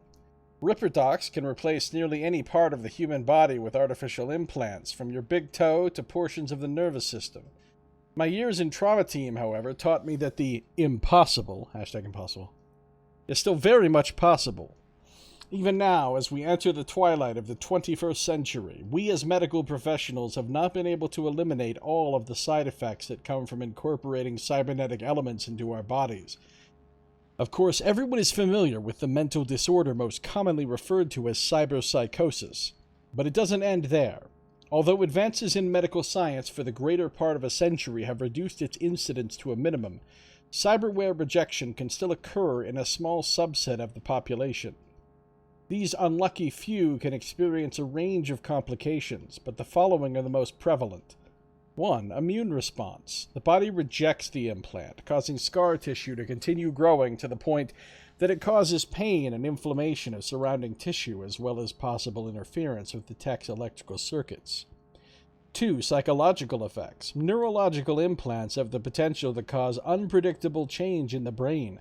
Possible side effects include depression, apathy, hallucinations, and sudden increases in addictive behaviors such as gambling. I already have all that without implants, thank you. Implant overdependence. Long-term use of certain synthetic body part replacements can change the brain's chemistry to make it accustomed to a particular type of implant. There are reported cases of permanent blindness after patients attempted to replace their Kuroshi optical implants with different models. In the face of these known risks, what should our outlook be as consumers and medical professionals? To deny ourselves cybernetic enhancements on the 0.5% chance we could lose our vision forever? Or gamble away our life savings at the casino? The clear answer is no. Cyberware technology has elevated human biology to the point where these what-if arguments serve against our best interests. The best advice I can offer for minimizing your risk is to read the techno-medical profiles for all cyberware you intend to purchase before you install it. It's good advice. Hey, what's up, Amaranth? How you doing? Good to see ya. The sea is full of mussels. Yeah, it is. See, when you crouch down behind cover, whether it be an object like this or a wall, if you come to the edge of it and you aim or scan, it automatically leans you out around the cover, which is kind of nice. So like, you can just kind of poke your head out. How many we got? 4. 2 chip shit. What they'll sell in what? One's getting scrapped. On your toes. More bodies incoming. They're almost on you. Didn't find a single buyer for her. Score big on that Prima scrope she's got.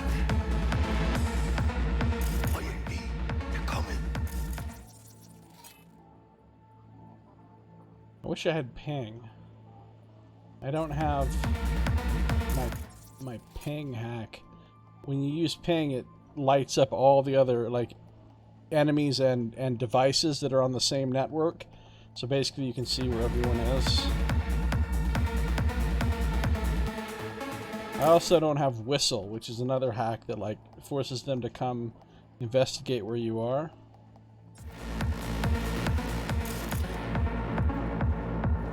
But see, I could shoot these guys through the wall right now with this tech rifle if I so desired.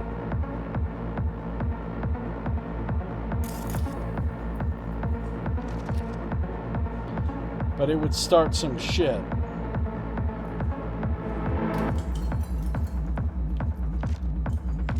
I thought he said they're coming. Oh, no. Isn't somebody gonna walk over here? So you got that guy too. And that guy. And that guy.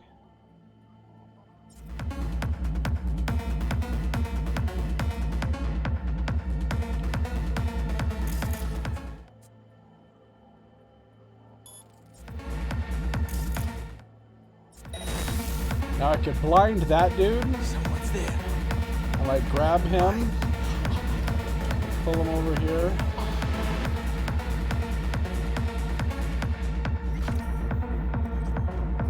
See, the other guy didn't notice because I blinded him by hacking his cyber eyes first. And I could hide this body, although I don't think there's anywhere to stick this body. Oh yeah, because these containers that you can hide bodies in, they get full. You can only put so many bodies in each thing. So like, I could put 2 in here, but now I might be able to put a 3rd body in there, actually. It's a really big freezer, but...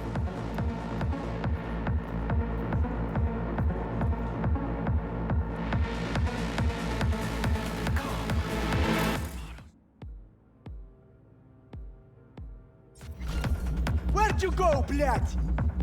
Okay, so it is stealthy as long as I don't see you.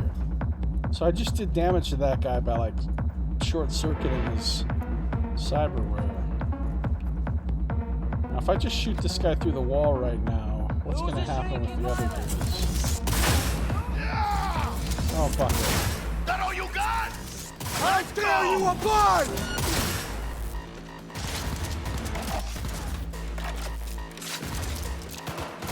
Gas is still crawling.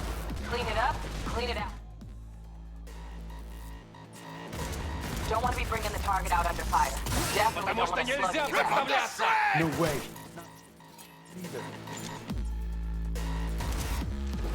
Gonna blow!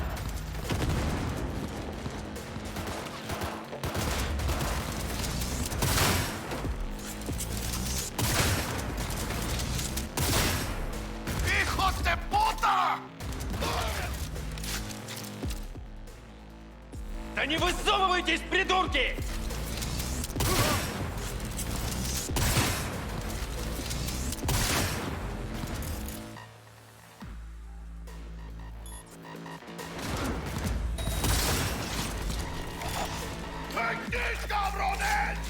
Take this, cabrones!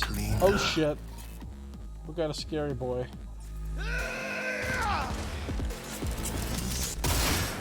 Scav leader. We had options here. Fuck, you got eyes on this shithole? Anything!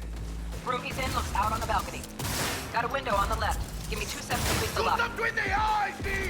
Mano, get his attention. I'll do the rest. Hack on the door's just cleared. Watch yourselves. B, get a grip! Hey, B, head down!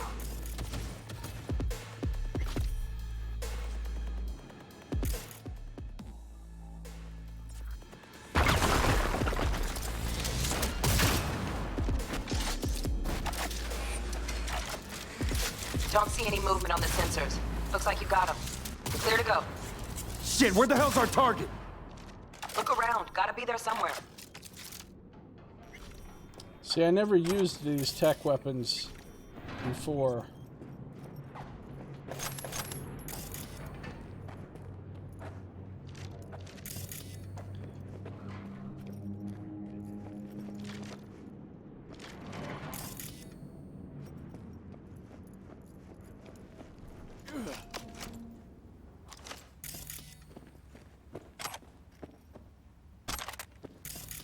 Let's just do a little searching, a little looting, as one does. Some pistol ammo, some uncommon components, found some clothes, a copperhead, a Satara. Is that a tech shotgun? It is. Nice.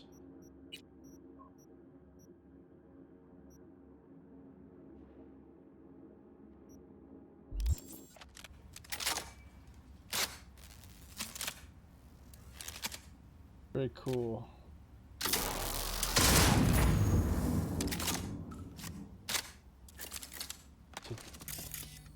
There's some real dope weapons in this. Explosive analysis. Oh, there's a mod for your cyber eyes. Frag grenade. Yeah.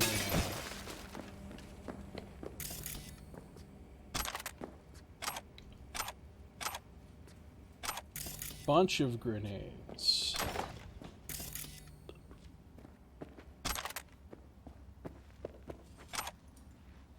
This game gives you lots of loot. Lots and lots. And lots. And lots. Ooh, we found some eddies.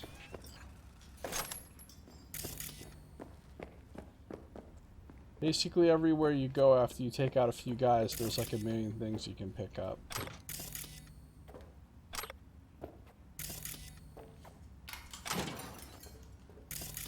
Playing all kinds of games, Final Fantasy XIV, Conan Exiles, Call of Duty Modern Warfare for some reason. That is quite a variety there of games. Quite a variety. What are you enjoying the most right now? Hey, what's up, Fry Guy? How you doing? Welcome, good to see you again. You avoided all information about the game prior to release. That's impressive. I didn't actually avoid all information prior to release. Played it blind from day one, thoroughly enjoyed it. Yeah, me too, Fry Guy. I've actually already played like 350 hours of this game. And I fucking love it. It's like literally my favorite game now. Literally my favorite game.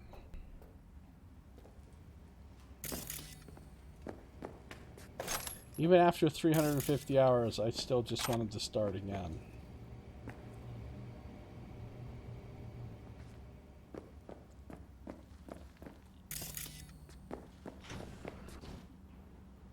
And of course, those who are familiar with the concept of Josiah speed can answer the question, how many playthroughs was 350 hours? Actually, first playthrough technically was only 329 hours. And actually, I spent a few hours fucking around. First playthrough was realistically like 325 hours. Which is still some crazy Josiah speed bullshit. Pain editors and mortality rates. Introduction. The implant known widely as the pain editor is cyberware that reduces or even entirely eliminates pain. It has enjoyed unwavering popularity for years among certain circles in Night City, the most devoted and arguably most valuable of which is mercenaries. It is using this test group that Zetatech conducted the following research. The pain editor is a neural coprocessor that inhibits the signals sent from nociceptors, I don't know what those are, to the parietal lobe of the brain. Are those kind of like proprioceptors? Thus preventing feelings of pain in the user. Note, some models also reduce symptoms of fatigue. The beneficial effects caused by the pain editor are in some ways similar to the symptoms of hypoesthesia, including greater resistance to physical forms of torture and the ability to ignore pain from severe wounds, which can allow the user to continue to perform beyond normal human limitations for a brief period. However, some studies have reported that the pain editor can yield a range of undesirable side effects. For example, in the heat of battle, some users are unaware of the severity of their wounds, which causes them to continue fighting without realizing they are dying and require immediate medical attention. The statistics support the theory that a lack of negative reinforcement may cause users to continue fighting when the rational strategy would be to retreat and escape death. Since 2020, the mortality rate of pain editor owners is above 60%. In this report, I address the question of how to better protect Zetatech clients from avoidable death while using our pain editors. Would you get a pain editor if you could, guys? I would get a pain editor. That sounds pretty awesome.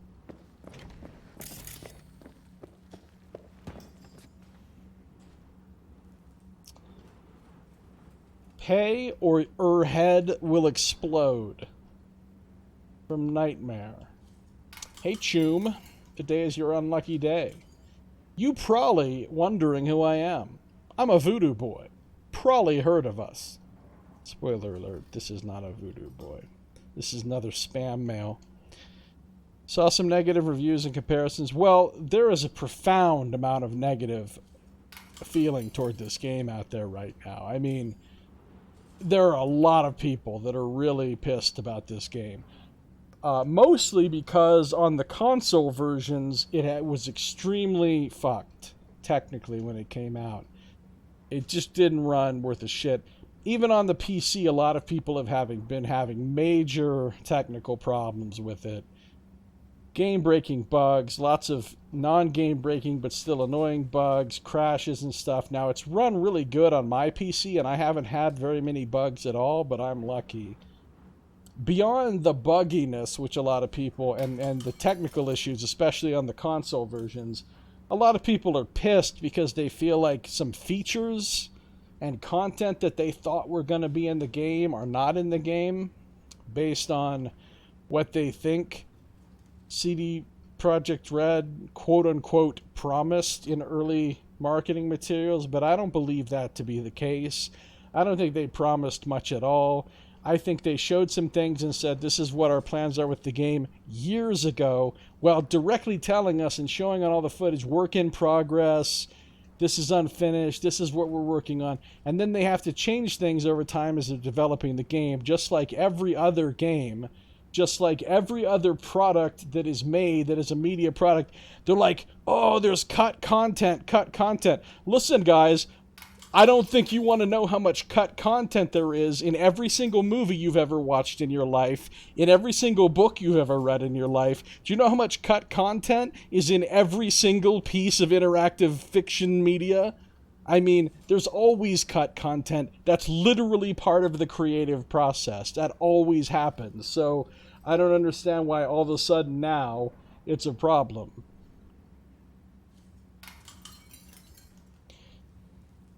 It's not like the game is incomplete. I mean, it's still a huge game with tons of content, tons of things to do. It's really well done. You can play it start to finish and have a good, satisfying, fun experience and enjoy it all the way up to the end. So I don't know what these people are honestly that upset about, beyond the technical things. Now, if it won't run on your machine, that's something to be upset about. I'll give them that. But like, in terms of like, oh no, we thought you were going to be able to do this and that, and now you can't, so the game is ruined. I mean, get over it. Just enjoy what is in the game, you know? You probably wondering who I am. I'm a voodoo boy. Probably heard of us. Remember last time you hit the net? Yeah, me too. I hack a core processor and install a little surprise for ooh. Now you do what I say or your head goes boom. I think €1,000 is fair pay to keep your head. If you pay, I uninstall my surprise. If not, I blow up your head, but blow up the head of the person you love the most first. And if you tell NCPD, I blow up your head twice. Wow, that's quite a threat. You know, blow up my head twice. Oh shit. It's supposed to be a deep system for like mercs coming after you and stuff. Yeah, but I mean, it's not like you need that. Like, one of the biggest complaints is the cops in the game. Yes, the cops are terrible. The law enforcement system and the way the cops spawn and the way the cops act with their AI and the fact that they don't chase you in cars and the fact that they don't really chase you at all and the fact that they instantly teleport in and basically everything about the cops is terrible. It's really, really badly done. But to me, that doesn't matter because that's not what the game is about. It doesn't matter whether or not fighting the cops is bad because you're not even supposed to fight the cops in the first place. So I didn't sign up to play this game so that I could wage a war against the cops. Unlike you, Deus Ex Mankind Divided. Never forget the garbage can tower.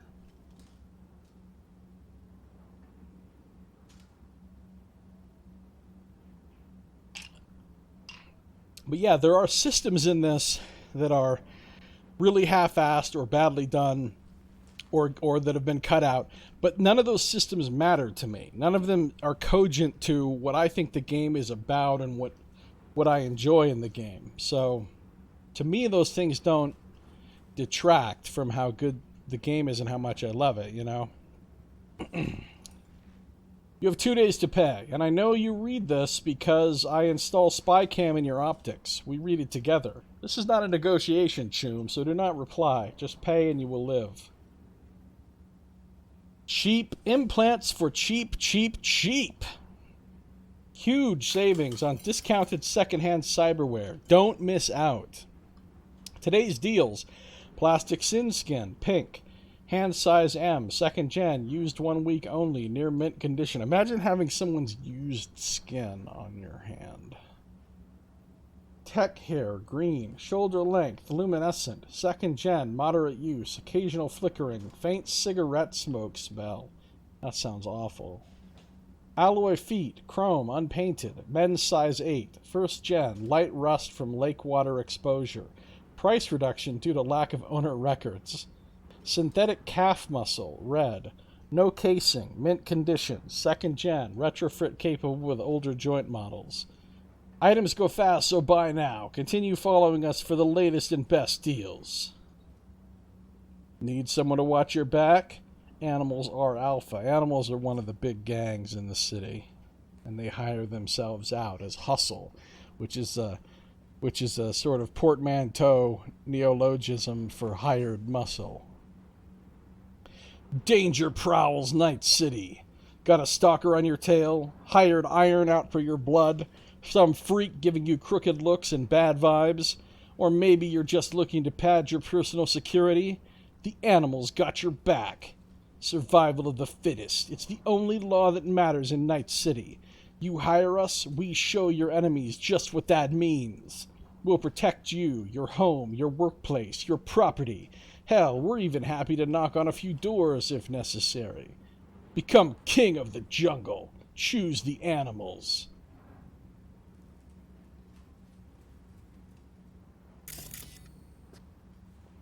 And they're like super roid heads that like bulk up and become like mega buff, but they like inject themselves with all kinds of fucked up like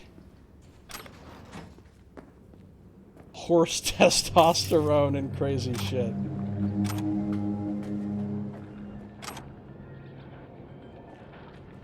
Here we are in lovely Japantown. If I jump off there, I will die.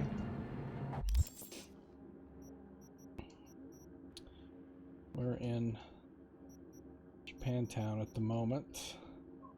Our apartment is over here in Little China in Mega Building 10.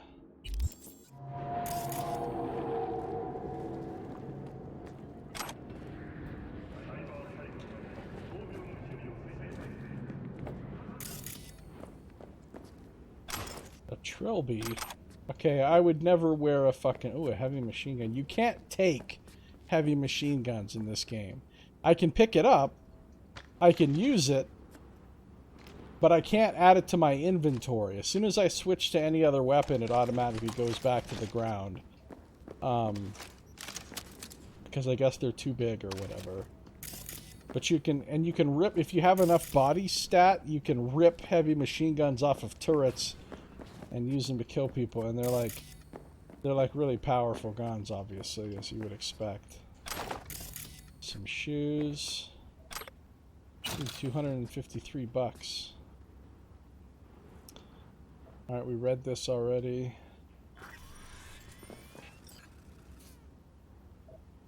Toys from Gomp to Artyom. Got a lot of good stuff. Hand from Zetatech uses biosignature, but we ordered a jailbreak. Militech lock-on sights. Wonder where this gonk got it. Arasaka hormone regulator, no biosignature. And some other little curiosities. Optics actuator and cosmetic real skin. So like I said, these guys are the scavengers. And the scavengers are kind of like the degenerate offspring of the Russian mob. And now they abduct people and they, you know, cut out all their cyberware and valuable organs and shit and sell that shit on the black market. So they're real bad guys. The day the tower fell. In early August 2023, a single event would change the course of history. Although it fell against the bloody backdrop of the Fourth Corporate War, the global media still fed on the story for weeks. And could you blame them? A group of terrorists detonated a nuclear bomb, blowing Arasaka Tower to pieces. The terrorist warning came too late. Not all of the tower's employees could be evacuated. The blast itself killed and wounded thousands, while countless others died from radiation sickness. How did the biggest terrorist attack in the 21st century happen? Who was behind this catastrophe? To find the answers, we'll need to first understand the context of that era. This is like one of the pivotal events of the storyline of this game, in terms of, past events. This comes up a lot in the game, because the people that actually did this are like characters that you interact with considerably. The early 2020s was a period of unrest for Night City, and anti-corporate sentiment was at an all-time high. In the epicenter of the city's lawlessness stood the Atlantis Club.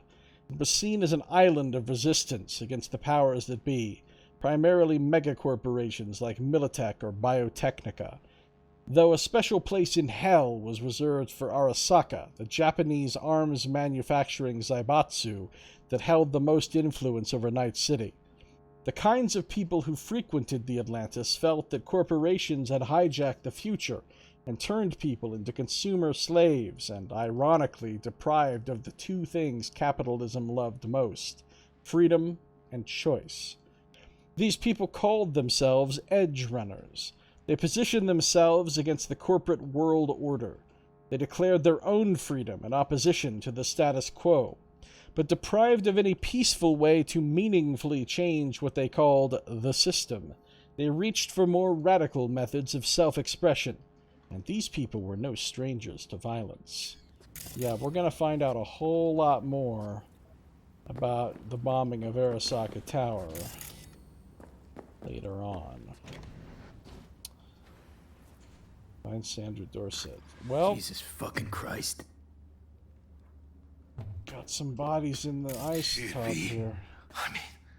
I got a stomach of steel, but this, I wasn't made for this shit, Chop shops, what they do to people. Fucking scav psychos. No more jobs like this. Te lo juro por mi madre. Oh, see, this is the... Calm down. This is the, because I have the...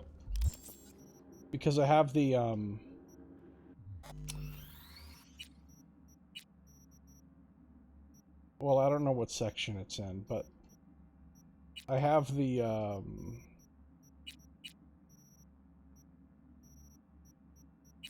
why can't I think of it?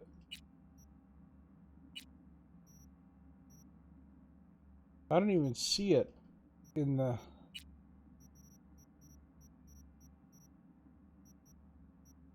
Super Ice Time. I have the censorship on. What's it called? The nudity censor. I don't even see where that is here. But I turned it on anyway because I'm streaming on Twitch, obviously. So ordinarily these bodies are naked, but see, as you can see now, they're wearing underwear. Dead civilian. Uh-oh, there she is, Sandra Dorset. That's the woman we came to rescue. Critical cyberware is missing. Nice time. We don't give a fuck about that guy. Think I got her. Got our target. We make it? She alive? About to find out. V, jack into her biomon. Need to know what we're dealing with. She looks alive. This does not look good. She's in the tub of ice, crammed in with another. Fuck. Like slabs of meat. Keep it together, V. If she survives, she won't remember a thing. Tiny scar on the subconscious, that's all. People who live through shit like this get panic attacks. Without ever knowing why. You'd be sipping a glass of ice-cold water and suddenly your hand's shaking. V, jack into her biomon. We need to know what we're dealing with. Yeah, it's fucked up. Jacking in.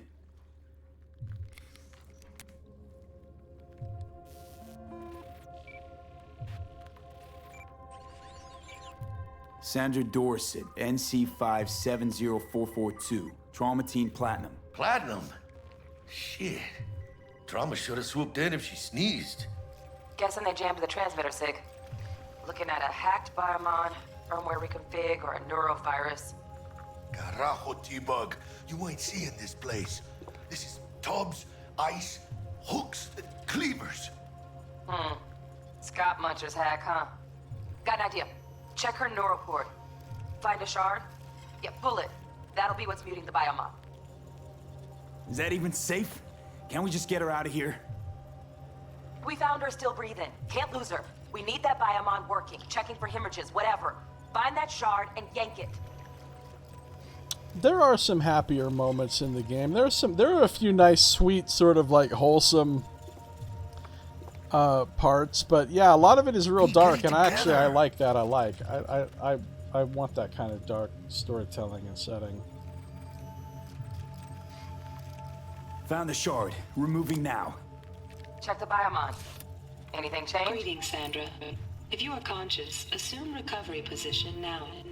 An emergency evacuation unit has been dispatched and is due to arrive at your location in 180 seconds.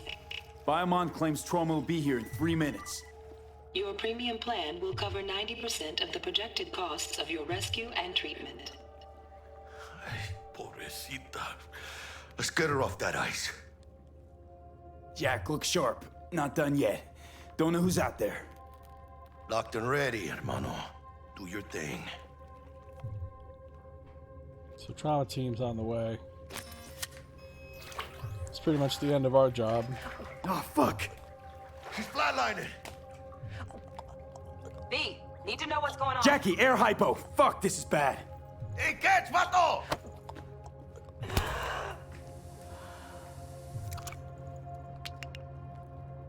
I think... Holy shit, it worked. Fuera, cabrón. Get her outside.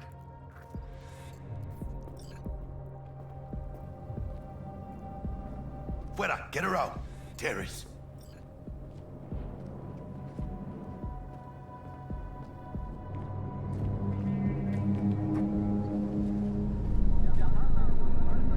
They got here faster than 3 minutes.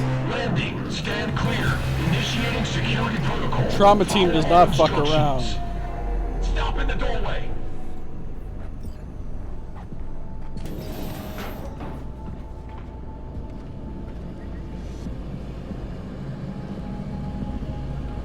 Place the patient on the ground.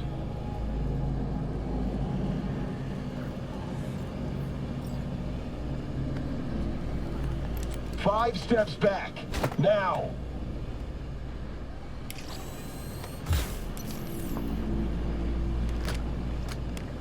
So if you have enough money, 133 to control. Patient NC5. this is the kind of healthcare you get. Stimulants being administered. If you don't, 70 you're milligrams just dopamine, fucked. 110 norepinephrine, 800 fibrinogen.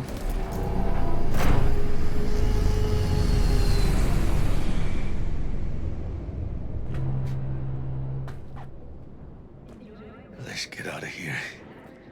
Elevator gets us to the garage direct. Good work. Shit show's over. Cutting my wires now. See you in the near future. Listen, mano. I got this thing. Mind if I borrow your wheels? I got a date with Misty, but I can't take the metro. How's it gonna look for me? Won't leave you hanging, Jack. But don't get used to it. You're saving my ass, V. Thank you. How about I drive you home, huh? Did he just walk through those doors? She's all yours. I'm beat as it is. Oh, almost forgot. Should get Wakako in the hollow. Tell her the job's done.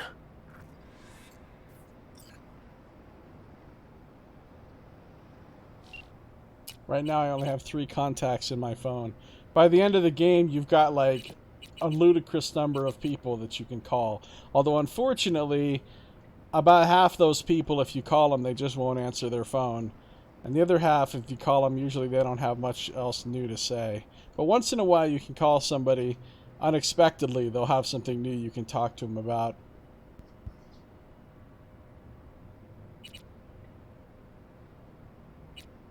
Let's call Jackie. Hey, Jackie, your phone's ringing. You gonna get your phone, buddy? Your phone's ringing. You gonna answer your phone? He's not gonna answer his phone, guys. Gonna be long? Did you know that Flaming Crotch Guy was Jesse Cox? Kaka's cool. She got a snake out. V, how did it go? Our client is alive and well? Relatively well. Trauma team took her off our hands. She'll recover. Splendid. Your payment awaits you. Ready to come and grab whenever you like, even right away. But I guess home is the only place you wish to be now. The NCPD has surrounded Watson. The district is closed. If you're to make it past the cordon, you must move fast. Thanks for the heads up. Swing by to see you later. Word's out the NCPD's gonna put Watson on lockdown. If I'm gonna sleep in my own bed tonight, we better put it in 5th. Leave it to me, mano. I'm driving. I'll leave it to him, then. Insta-food.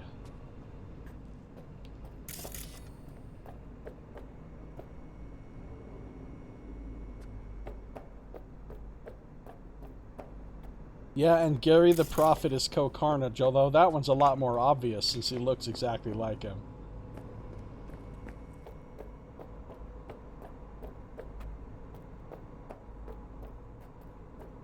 Oh yeah, this is my car. This is the one. This is the car you actually start with. The first car that you own, an Archer Hella.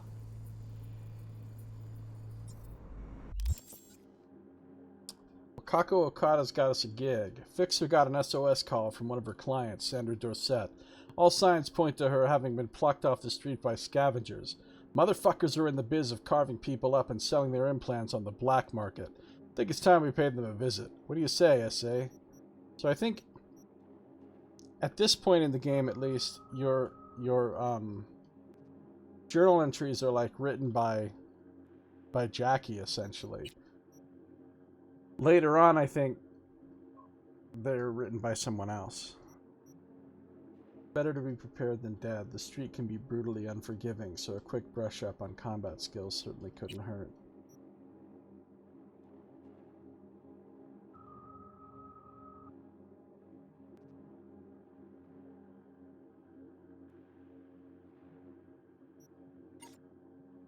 I've got a perk point available. Oh yeah, from leveling up one of my skills. So the way that this works is you've got your basic level, which starts at 1 and it can go all the way up to 50. Although if you don't do all the side content, if you just go through the main story, you won't get anywhere near level 50. It takes a long time to get to level 50, actually. Each time you level up, you gain 1 attribute point to go into one of these stats, and 1 perk point. And each one of these has multiple trees of perks underneath them. So there's like just dozens and dozens of perks you can choose between to put your perk points into. But on top of that, you've also got your skills, which are under each stat, and they are capped by the stat itself. So let's say I have a cool of 3 right now. That means the highest my stealth can possibly go, or my cold blood can possibly go, is 3. If I don't raise my cool, they'll never be able to go above 3. When I raise these stats, these skills cap and go up. And the stats can go up to 20, and the skills can go up to 20. But again, the skill can only go up to 20 if you have a 20 in the stat. You raise the skills by using them. So every time I, do some hacking, I get some XP for the quick hacking skill. You see, it's got its own XP bar. Every time I shoot somebody with a handgun, I get some handgun XP. So you have to use the skills that you want to get good at, and you have to use them a lot. Raising one of these skills to level 20 takes forever. But they're also, like I said, capped. So like no matter how much stealth I do, if I don't raise my cool, my stealth is still going to get up to level 3, and then it's just going to sit at level 3 forever. And if I, so you have to use them to raise them, but you also have to raise the governing stat to get them past, the cap. the perks are also unlocked by what you have in the stats. So right now, I can only buy these 2 perks under reflexes because I only have a 4. But if I get my reflexes up to 5, say, then I could buy this perk. And so in order to get all the perks under a thing, you have to get the stat up to 20 as well. And then when you raise the skills themselves, each one has its own progression reward thing. So for every single rank you get in every single skill, you get some kind of bonus. So if I get athletics to 2, it raises my carrying capacity. If I get it to 3, I get a bonus perk point. If I get it to 4, it increases my stamina, so on and so forth, for every single skill in the game. So raising your skills also gives you additional benefits on top of your perks, on top of the bonuses from the stats themselves. Like you see over on the right, that's all the stuff you get just by raising your body. So there's actually quite a few levels of the character stats and customization in this, in terms of the RPG mechanics. Then on top of all that, of course, you have your gear, which also has stats on it, and your weapons, and you also have all your cyberware slots where you can buy cyberware that gives you lots of different abilities and bonuses and different things. So there's a considerable amount of depth to how you can build and develop and specialize your character. It's quite a bit. So I'm going to be, initially at least, spending my perk points into like engineering and breach protocol and quick hacking trees.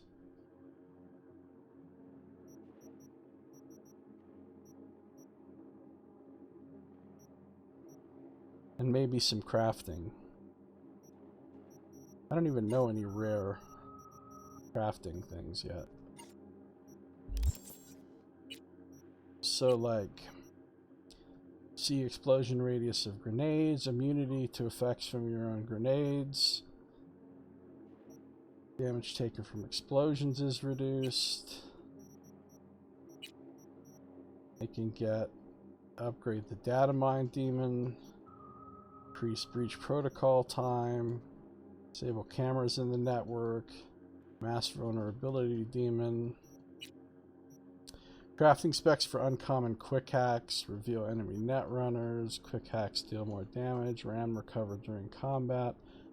I think I want this. Crafting specs for... But of course I don't have any of the... things to craft quick hacks right now anyway, I don't think. I literally have no quick hack components, so even if I got that right now, I couldn't do anything with it, so... Maybe what I really want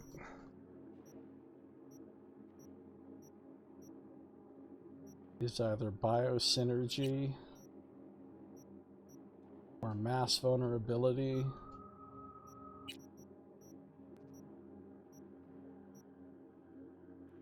Or grenadier. Do not take scrapper, you guys. If you play this game, you might think, hey, I want to scrap all my junk. Having it automatically scrap all my junk for me sounds like a great idea. Here's why it's not a great idea. Remember when I told you earlier that all the junk you find is either worth $3 or $750?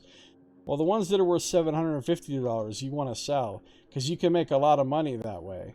And if you take this perk, all those $750 ones will automatically be broken down into scrap as soon as you pick them up, which means you'll lose a lot of money. It's kind of poorly designed. They really need to, like, do something about that.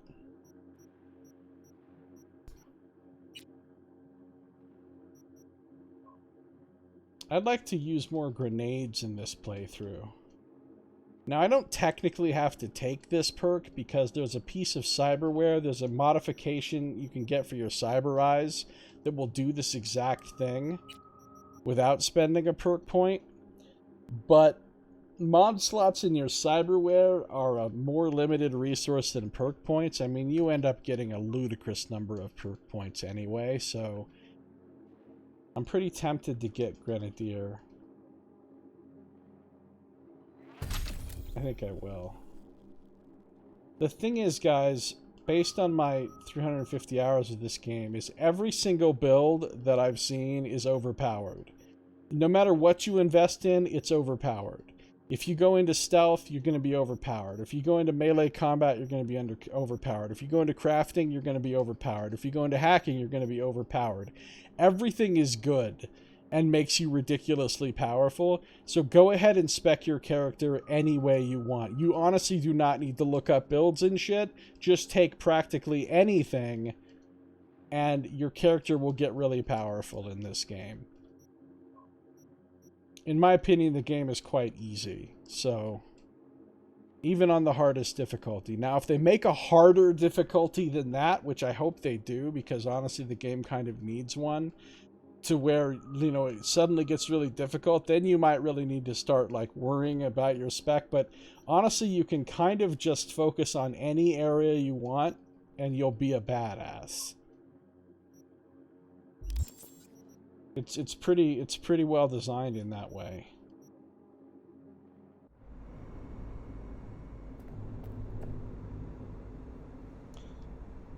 How am I looking on grenades?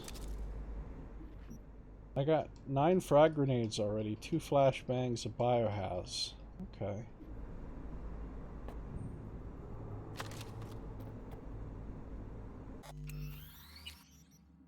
This is my 294th manual save.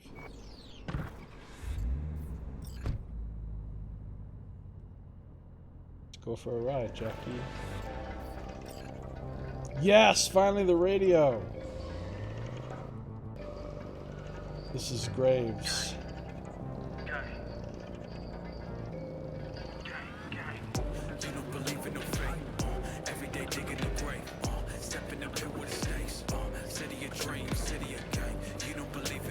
Can't stop digging Night City. City like any other, just bigger. Nah, mano. Not just any other city. Morgan Blackhand, Andrew Wayland, Adam Smasher. Legends are born here.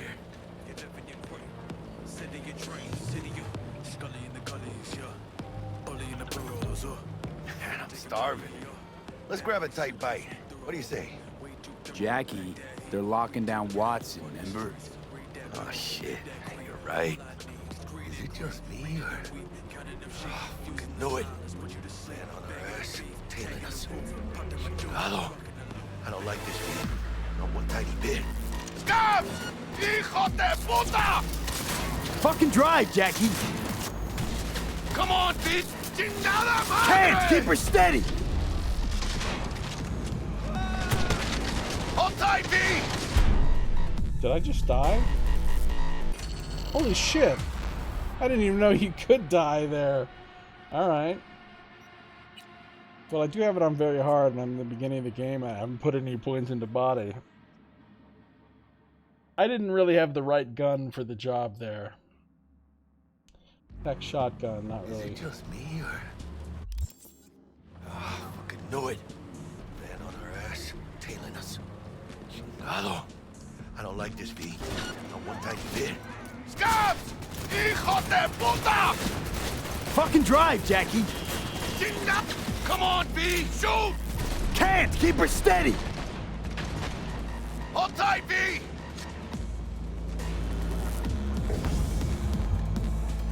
Mierda! Perdón!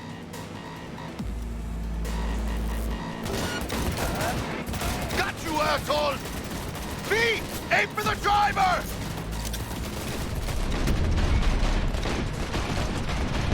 Chingado! I was down to 4 hit points there. Scratched your baby up pretty bad. Sorry, V.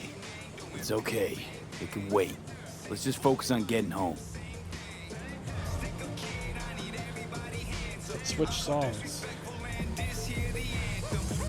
This is Bigger Man.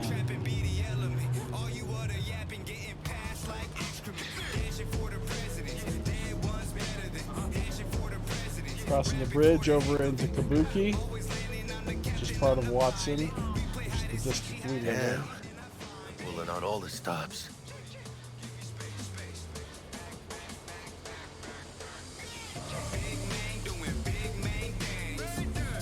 Watson's on lockdown till further notice. Necessary security measure. Officer, ma'am! Damn, are we ever lucky we ran into you. Really? What's it that makes me so special? Heart of gold? Because only somebody with a heart of gold can understand just how much I need to get back to my... Militech Mac. Girl. Your girl? Uh-huh. Gonna be worried sick if I don't show. I mean, I'm trying to be a stand-up guy. She's giving me a chance. Waiting. That's a shame. Look at him. No model citizen, maybe, but he's a good kid. Let them through. But they're the last. Okay, on your way. You have a good evening now, officer, ma'am. Officer, ma'am.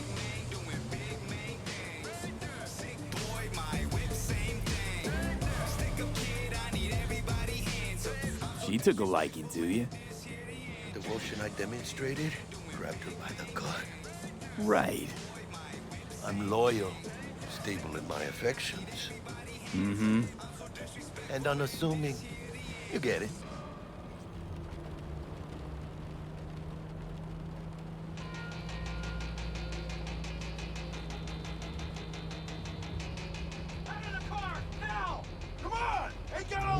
No, it's Max tag.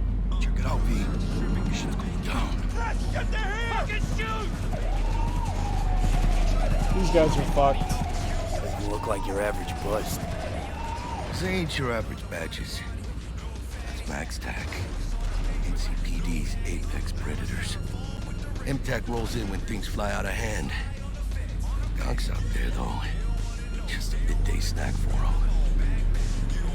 Well, show's over. Poor bastards. But they had it coming.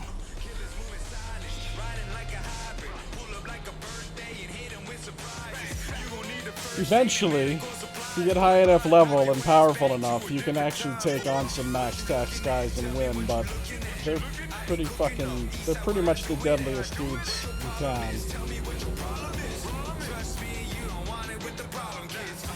Made it. Almost at your place. What about you? Not likely to make it back to Haywood now. Chill, V. They'll let me through. Sure about that? Oh, yeah. I'll play nice Jackie again.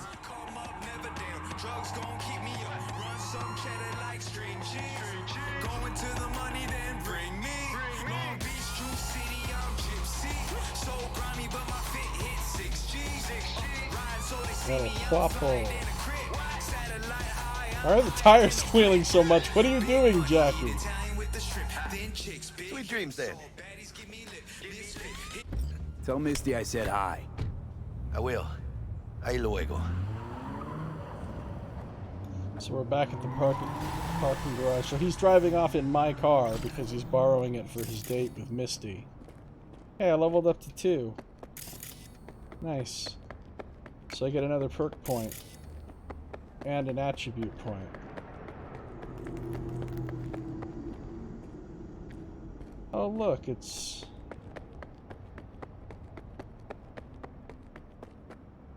just a nice unicorn. A nice robot unicorn. How wholesome. Oh wait, that's not a horn.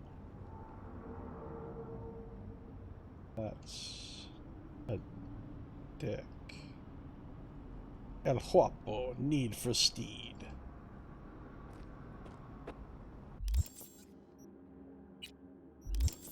The Merc. The first round's over, but Night City's laid a new challenge at your feet. Do you have what it takes to come out on top?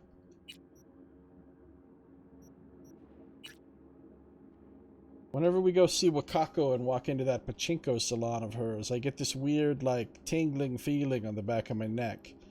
I don't know, V, she's all kinds of weird. Anyway, she promised a special reward for this job with Sandra Dorset. All we have to do is go see her on Jig Jig Street. Jig Jig Street's back in Japantown where we just were. It's kind of the red light district, the #1 red light district of the city.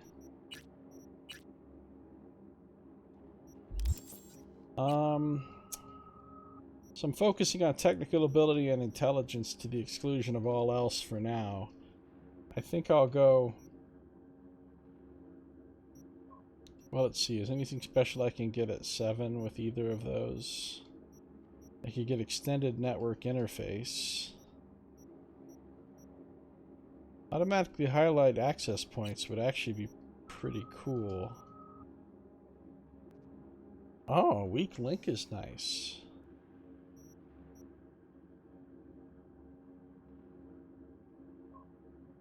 Daisy chain.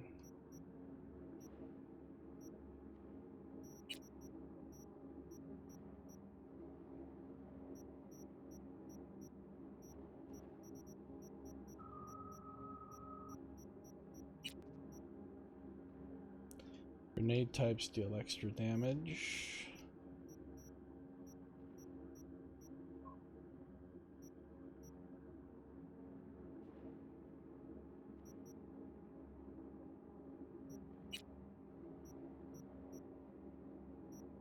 I think what we'll do is we'll take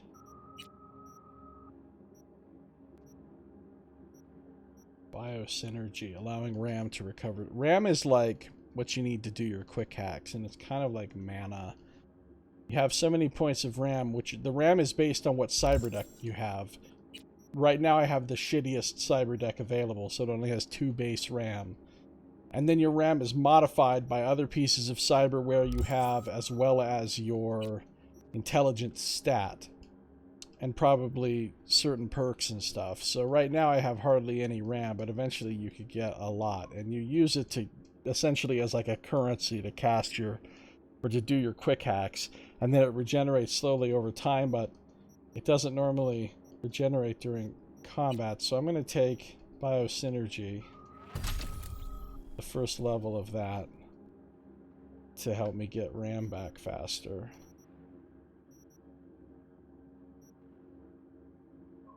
And I'm going to raise my intelligence to 7. Let's see, do I have any good stuff I can use now? Got a Lexington. I think this Unity's a little better.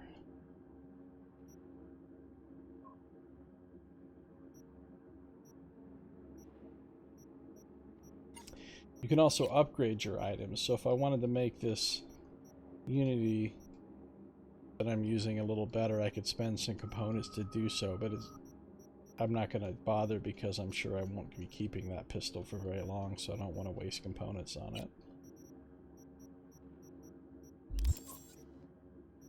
In fact, I could probably craft myself a better pistol. Like this DR5 Nova. I need more of these green things, which I could get by breaking some stuff down that's in my inventory. But let's see if I got any clothes I want to wear. I have a lot of shirts here. I have a frayed scav combat shirt. Another thing I can tell you is because the game's pretty easy, I mean, this might not be 100% true at low level, especially if you're a weak character build, like, you know, low hit point build like me, but very quickly, like I said, you're going to get powerful enough that things aren't going to be that dangerous. Basically, you don't have to worry too much about always wearing the maximum armor thing. You can, like, wear what you think looks cool for the most part, and if you have a little less armor because of that, you're still going to be fine. This is quite a dramatic piece of apparel. How do we feel about this? Bloody Piggy, Tri-Weave, Muscle Tank, ripe for a butchering. Uh-oh, butchering. This isn't good. I do like the fact that it shows off my snake tattoo, but I'm going to be wearing outerwear anyway. That's probably going to cover all that up anyway, so, you know. Nippon composite coated muscle tank. Pretty much straight up, hi, I am I'm cosplaying as the Japanese flag. Punk tank top. Oh, I like that punk tank top. That's pretty cool. I'm kind of tempted to wear this crazy shirt, though. Not gonna lie. Smites foes with a highly concentrated dose of kitsch. Some loose fits with micro mesh underlayer. Lower class chic.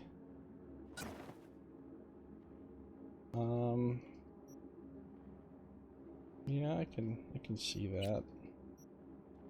Era midline street shoes, fresh from this season's scav fashion trends. Worn biker shorties with the composite inserts. Your grandma owned a pair of these.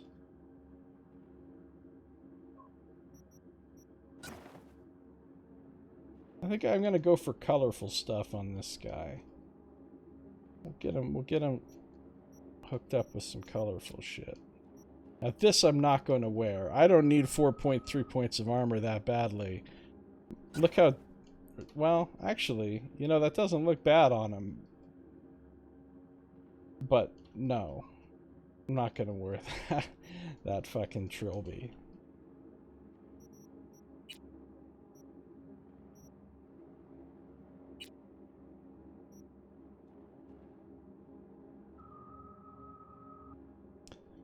We'll go with this for now.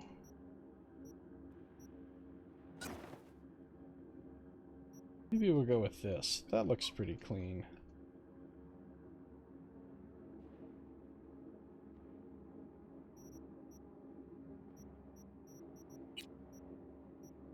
Now I could break some stuff down. And I will.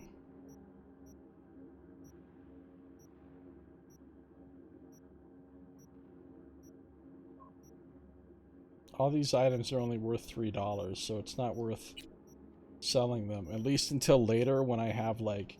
Because by the end of the game in my other playthrough, I had like thousands and thousands of each of these types of components. Not thousands of the legendary ones, but still some. But I had thousands of the other ones. So eventually you get to the point where you don't need to be bothering breaking down junk anymore.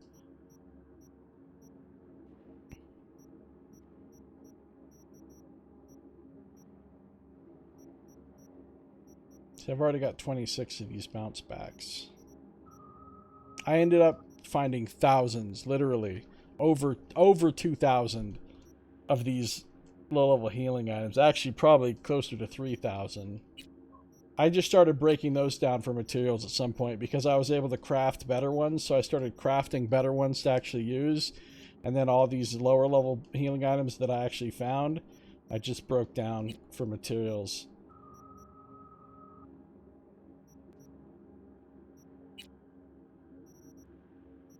Some of these clothes aren't really worth much. But I feel like I need money more than I need a lot of crafting materials right now, so I'm mostly going to sell that stuff. El Guapo.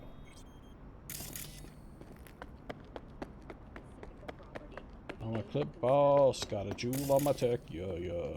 Got a jewel on my tech. Clip boss, got a jewel on my tech, yeah, yeah. Got a jewel on my tech.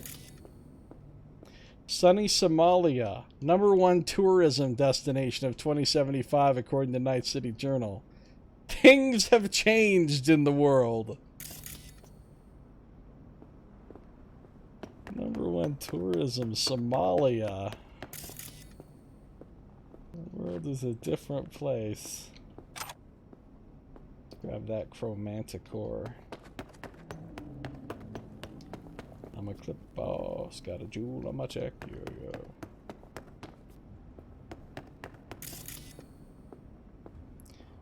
When I'm not playing this game, I'm listening to the music from this game. I just made a shitload of playlists of like all the songs I like from this game on my iTunes and put them on my phone.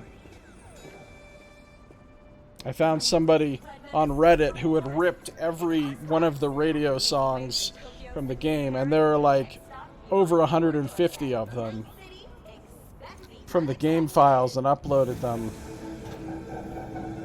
So then I downloaded them from that person.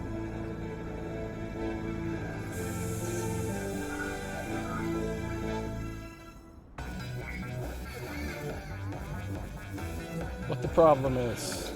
Good evening, Night City. My first guest tonight is the president of the church. Bug. Forgot earlier.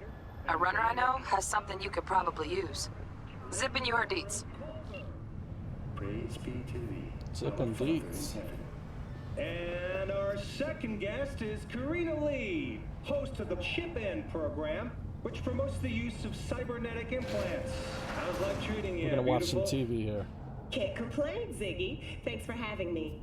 Now, I'd like us to talk about the most exclusive and highly sought-after implant on the market today, Arasaka Corp's Relic. This is highly relevant to the main story. Maybe we ought to make sure our fair audience is up to speed. Karina, what is Relic exactly? In a word, if you could. In one word, I'd say immortality. Immortality? Really? That's right. Relic allows you to transfer the consciousness from a dying person, finding a new home for their soul on a transferable chip. This person, they'll never leave your side, a companion forever with you in your own consciousness. I would use that. Child, think for a moment about what you're saying. Hey son, how you doing? This relic is an abomination that feeds on human misery. It is an unnatural likeness, a golden calf born by golden calf. Prophets. Arasaka speaks of preserving the soul, but they can promise nothing more than a heartless, mindless algorithm speaking with the voice of the departed. What's more, this technology is just another tool of coercion and corruption.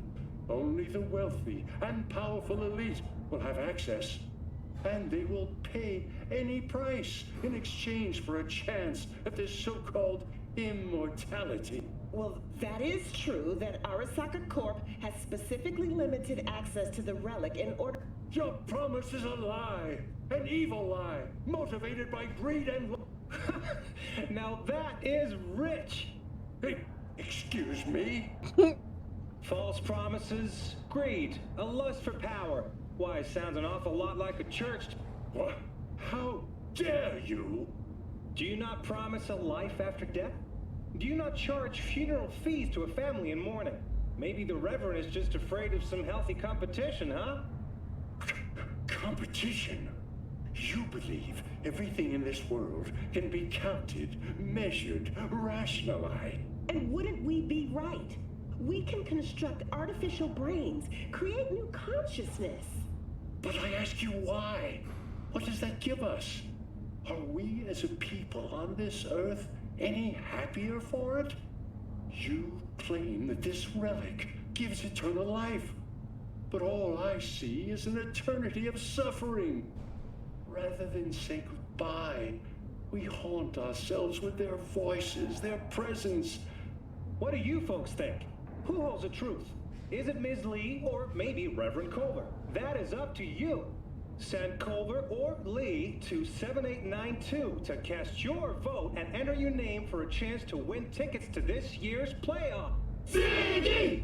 Until next time, Night City. Toodles. Highly relevant. I don't think I would like a key for that, but thank you, son. Yeah, the mutual masturbation would be pretty nuts. Don't be soft. Upgrade now. Don't be soft. Upgrade now. It's funny that Mr. Stud sexual implant was actually in the old original Cyberpunk pen and paper books from way back.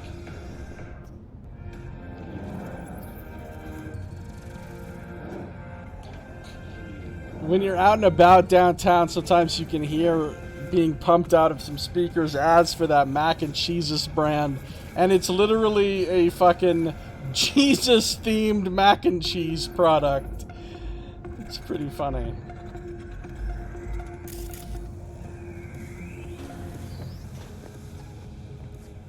Guess I'm just gonna take this hand fan. I hope nobody minds. You guys mind if I take this hand fan? I don't think they mind. You can actually buy stuff from these vending machines, but there's no reason to, since you find millions of these fucking sodas and beverages laying around for free everywhere you go. Crime and punishment and zombies. Again. Third time. Paid to get it fixed the last two. Gotta be some kind of scam. Gonna have a word with the super. Oh yeah. That's gonna go well. Oh yeah. What's your hurry? You embarrassed? No, that ain't it. What is it then? Just later, all right? I got a clusterfuck on my hands right now. So you are embarrassed. Fucking gonk piece of shit. Vending machines are called spontaneous craving satisfaction machines. They call them schisms.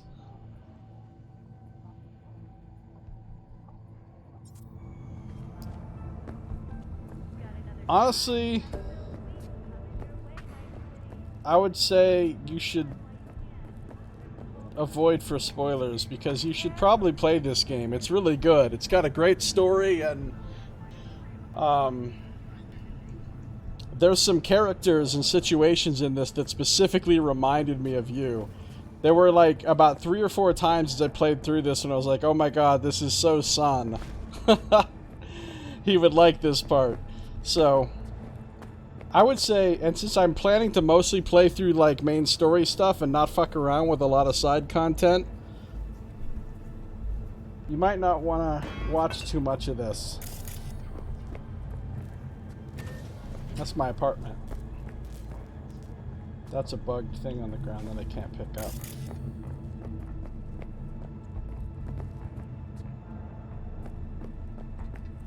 Super glitchy on your machine. Are you playing it on PC or one of the consoles?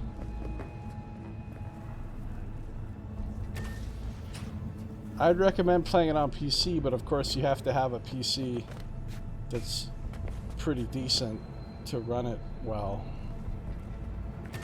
Really appreciate you giving me that heads up on the 59 frames per second thing. That really helped. That was a good idea.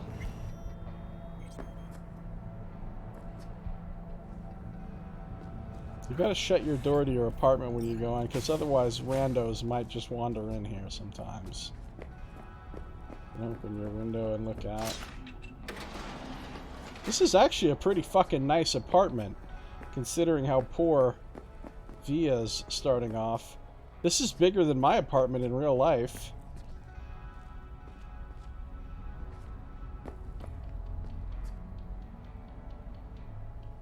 I mean, there's certain bugs of that nature that affect everybody, but it seems to affect some people's computers more than others. I mean, some people seem to get a lot more of those bugs than others. I only get them in a very minor degree, but some people just get the wacky physics like crazy, and I don't know why it affects some people more than others. Must be based on just specific interactions with your hardware or whatever.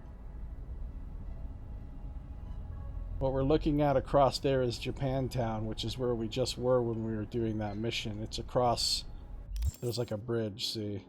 This is Japantown over here. We're over here in Little China. We drove across this bridge. This is where we got stopped by the cops. And then they let us past. That apartment we were in is over here somewhere. Wakako, the fixer we were on the phone with, is over here in Jig Street. Like, right over by these Joy Toys, which are sex workers.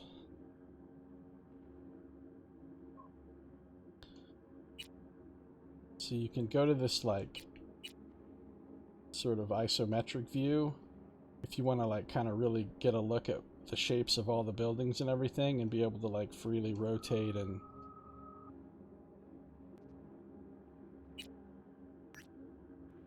So this is Mega Building 10, which is one of the huge, like, massive... These massive mega buildings, which have basically been built to be like an entire town in one building. They have everything you need. So some of the people that live in the mega buildings literally never leave them, because their job is in the mega building. All the businesses that they have to interact with are in the mega building. They never even have to leave. Of course, I don't know why you'd want to do that, because... you know, that would suck. But realistically, if I lived in a mega building, I'd probably never leave it either. 4 cars explode for no apparent reason. Several cars go flying off into space or driving straight down through the... see, that sucks. Hopefully they'll patch and improve all that stuff. I mean, I'm sure they will. So maybe once they get the game to a better state, technically, then you can play it. It really is a fantastic game. You know, if you put the technical issues aside.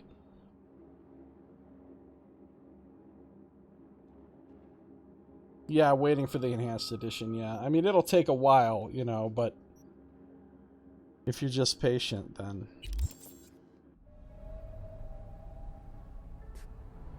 Got my own radio. I can sit and watch TV. Most of the channels have nothing on them but ads, though. Yo, my chewers, shroomers, and fumers, Mr. Whitey here. Drop that milk toast kibble and rush to the nearest store for a taste of sweet, clean speed. Because life is too short to be slow. Literally just advertise speed on TV. Yeah, the city is incredible. I've spent countless hours exploring it, and you can't explore it all. Not only because it's huge, but it's because it's so multi-layered and complex with so many different alleys and ramps and multiple levels and rooftops and all these different things that you can find that it's like impossible to explore everywhere in this city. It's crazy. And there's so much detail. Anyway, yeah, I'll see you later, son. Have a good one. Thanks for stopping by. 54 News. I like how 54 News is on multiple channels. Like, there's multiple channels that are 54. Yeah, that view count. Hell yeah, 8 viewers. 7 of which are probably bots of some kind.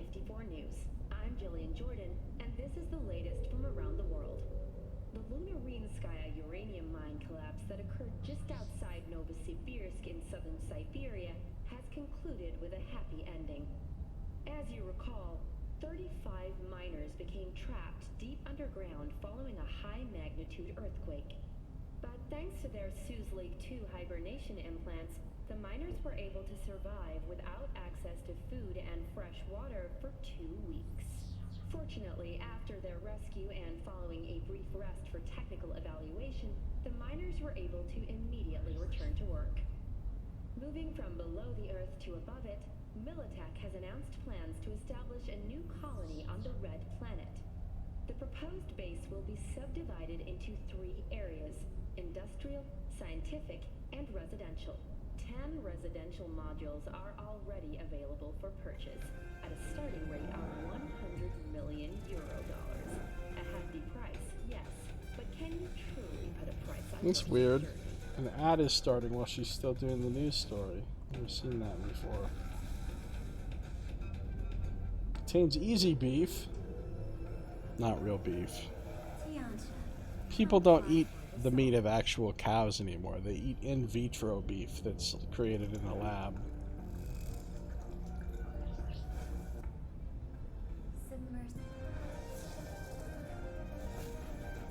WNS and News 54 are the only 2.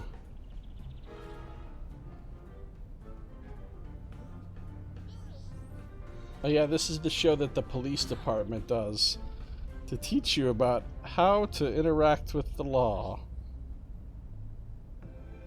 Oh, but it's not going to show the show right now. It's unfortunate.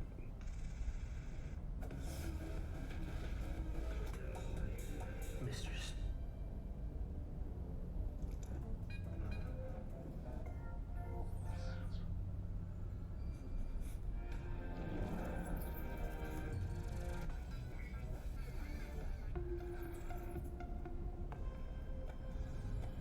It's mostly ads, and I've watched all these ads a million times. I like to stop by every time I stop by my apartment and spend a few minutes just checking to see if I can catch any new talk show bits or news broadcasts that I haven't seen yet, or at least that I haven't seen yet on this playthrough. 54 News. I'm Jillian Jordan, and this is the latest from around the world. The lunar Oh, she's talking about that again. There's a lot of TV spots in the game, but a lot of them, you know, kind of continuously unlock as you go through. Magnitude earthquake. And it seems like you don't catch that many of them on your own TV for some reason. Most of the time when you see new ones, you don't see them on your own TV, you see them on TVs that are out in the world.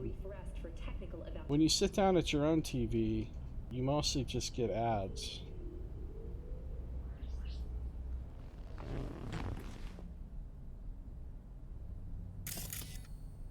Oh, I got some vodka. New release brain dances. What's up, BD Maniacs? Hungry for a new emo rush? Then check out the latest word from the freshest BDs on the market. That's brain dances. Foreign body. The body is everything. There is nothing else. It is you, but it is also just a tool for your mind to interact with the world. But what would happen if this tool tried to live its own life? What if it tried to kill you? Though not a particularly original addition to the thriller genre, this braindance featuring Luke Pauler is still a solid experiential ride. The fear of disobedient implants has been around since pirates were walking around on peg legs. Well, maybe not that long. As a result, the trope has been pervasive in film, braindance, and urban legend alike. Still, Foreign Body borrows some of the genre's best elements while still incorporating just enough new stuff to the mix to keep it interesting. After all, it's not every day you see the world from the perspective of a sentient arm. So you'll see ads for this around that shows an image of a guy and his like cyber arm has got like a shank of some kind and it's like trying to kill him and he's trying to like hold back his own cyber arm from killing him. Maxwell's Rehab. This braindance season has been chock full of horror, but this one stands out from the rest. The always phenomenal Maxwell Ramirez is pushed to the brink of cyberpsychosis so we can relive his return to normalcy. The title offers a tone of optimism, but don't let that fool you. You will relive Maxwell's slip into psychosis, the heartbreak of his wife, and the gradual reintegration into a world that is now far different from how he left it. This BD is a must-relive of the season, but it's not for the faint of heart. Badlands Raid. At last, a BD for those looking for something a little lighter. Badlands Raid is a remake of the 2023 classic, which was an innovative tour de force of the time. For those of you unfamiliar, the plot revolves around an ordinary, boring guy who accidentally gets tangled up in a Nomad ambush on a Zetatech convoy. I won't spoil it because, even though the main plot hasn't changed in 54 years, most people these days probably don't know the ending. What I will say is this: the remake's creators have introduced a few modern twists into the story that should make for a pleasant surprise to classics lovers and newbies alike. I wish we had brain dances IRL. I mean, eventually one day we may have something similar to that, but they sound really cool. So as you go through the game, you get little things. No Life 3. There's a thing you can read about this that lets you know that basically this is a reference to Half-Life 3. And there's like a joking article you can read about it where they talk about how it took decades and it's finally going to be released. And they're basically talking about Half-Life 3. You can listen to the radio in my apartment too.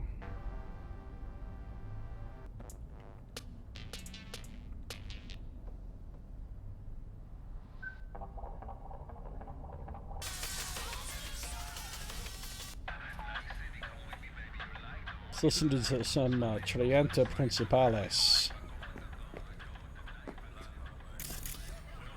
So as you do different missions and stuff, different jobs in the game, you find little items that you can use to decorate your apartment. I mean, you don't like put them out yourself, but basically they just get added sort of automatically to the decor in your apartment as you unlock them by doing different things. And they're little mementos of things that you've done in the game. Similar to Alpha Protocol. The Relic. Why all the fuss? For years, experts in the field of cybernetics, neurology, and psychology have been desperately trying to merge human consciousness with silicon. Until now, their efforts have been unsuccessful. Those scientists have managed to create artificial intelligences that can compare, or indeed surpass, human intellect. Copying the human eye has remained beyond our capabilities. Attempts to do so have merely resulted in sophisticated chatbots, digital beings capable of mimicking human speech and mannerisms, but devoid of self-awareness. Today, experts from Arasaka announced a breakthrough. Their newest project, dubbed the Relic, allows human minds to be copied onto shards no larger than a cred chip. What's more, the shard can be slotted into one's neural port, allowing its user to hear and see digitized personality constructs. Sadly, I haven't been able to personally examine the specifications of this remarkable piece of technology. Access to the relic is heavily restricted by Arasaka, and only a small select group of testers are allowed to participate in the program. Unsurprisingly, these testers are among the wealthiest and most influential people in the world, precisely the kinds of people Arasaka would like to have in its pocket. For the ordinary consumers reading this, don't expect the relic to hit mass markets anytime soon. Well, there's a lot more to this story than they're telling us there, as you find out as you go deeper and deeper through the game. So, there's a usable toilet. Also, the 3 seashells. Anybody know what movie that's from? Name that movie, folks. That is a direct movie reference. Was this sign strictly necessary? I mean, if I walk in here, and I look here, and I look here, and I need to know where the shower is, and where the... I mean, what kind of people live here that they need that sign?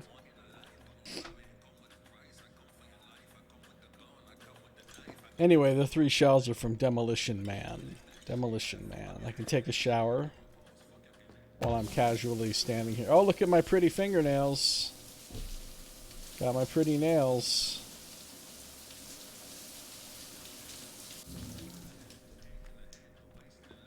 Just casually took a shower while wearing all my clothes. So that's how you get your clothes clean, too. And you can look in these... Here's another thing. There's these like cyber mirrors all over the game that you can look in. But as you look at it, you can see it's not reflective. And then look, the screen like activates. It's like a digital mirror. What the fuck is the point of that? Like, why would that be a technology when you could just have a pane of glass there? Anyway, there's my character. He looks pretty cool. I'm gonna photo mode that. Take a screenshot, maybe.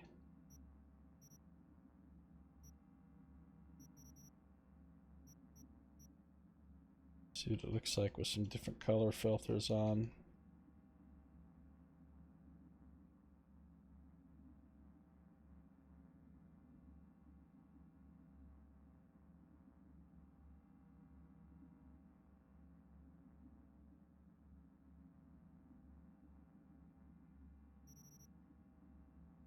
You can put a little frame on it. Lots of different frames.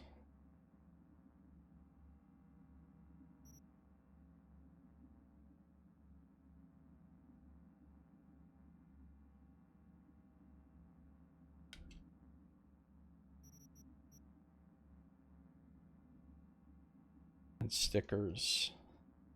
And there's like 197 different stickers you can put on here, so scrolling through them all takes forever. And then you can move them around, resize them, and of course you can mess with all this stuff to get really fancy.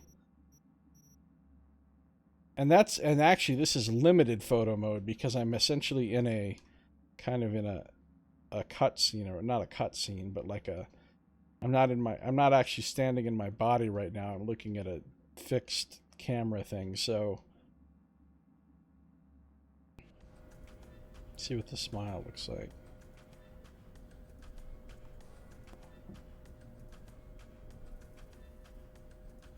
That is a terrifying smile. That's some happy cow shit.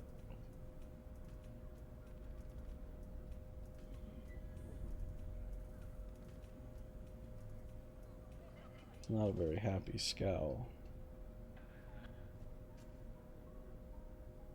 He's so sad.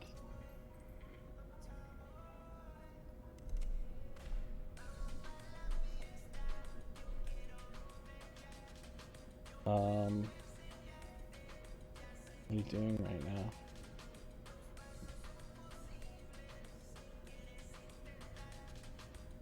I don't know what the difference between stare and just...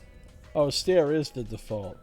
But you can also sort of like aim your head in different directions and then, you know. And once I get the cyber eyes that I can zoom in with, you can zoom in and get an even better picture of your...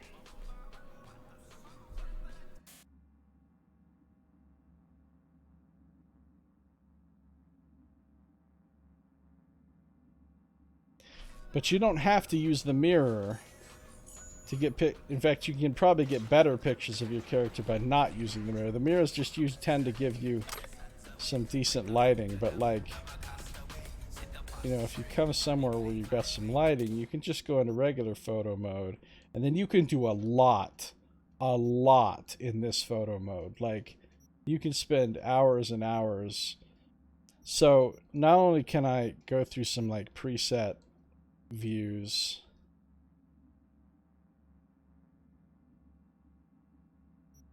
I can put it in first person perspective camera like I was just using, or I can put it on drone camera where I can like move the camera around wherever I want.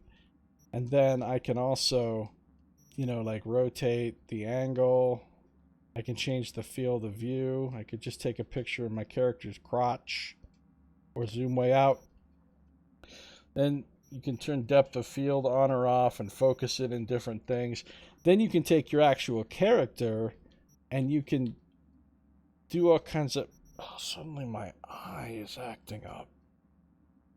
You can do all kinds of poses with your characters. So you can set up all kinds of cool...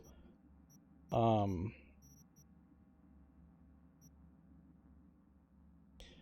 kinds of cool shots in the world and stuff.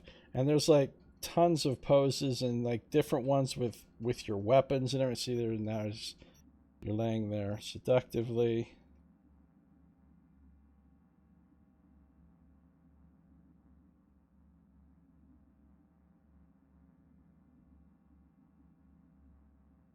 See with your... And these are just the idle poses, and then there's like action poses. And change the facial expression of the character for the shots. You can set them to automatically look at the camera, which is kind of cool, or not. And you can like, your character, the way you're actually standing when you enter photo mode doesn't matter because you can rotate the character around, literally move them around in the scene. You can make the character themselves invisible so that you can take shots of other things in the environment or other characters without even seeing your character. And then there's like all these action poses, you know, so you can really make some dynamic scenes and stuff. I've seen some amazing pictures that people have made with the photo mode in different scenery with different characters and stuff. You can turn muzzle flashes on, which is kind of cool because people actually use this like as a hack. Like, let's say you want to take a cool picture of another character in the world. You go up next to them, you turn on your muzzle flash, you make your character invisible, the light stays, and the light sheds light on the face of the other character or whatever, and so you can make these really like artistic, cool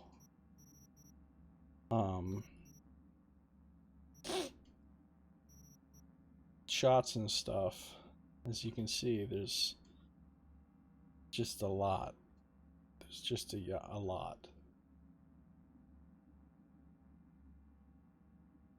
And then on top of that, there's all this, you know, exposure, contrast, highlights, vignetting, turn up the grain, put all these different color filters on it, add like logos and shit, move them around.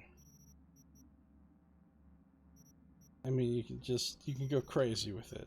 Just absolutely crazy. You could spend hours setting up just one like perfect screenshot if you wanted to make some amazing things. And if you go to like the Cyberpunk 2077 subreddit, you'll see people have posted some things they've created in the photo mode in this game that are just astounding.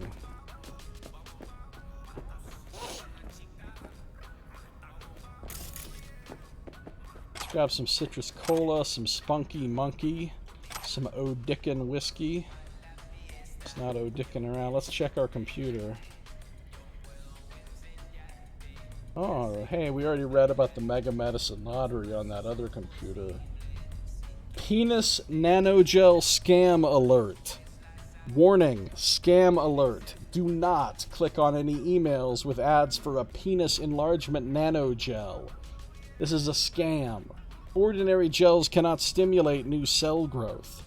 The only tested and proven method for penis enhancement is still the Erisex hormone treatment.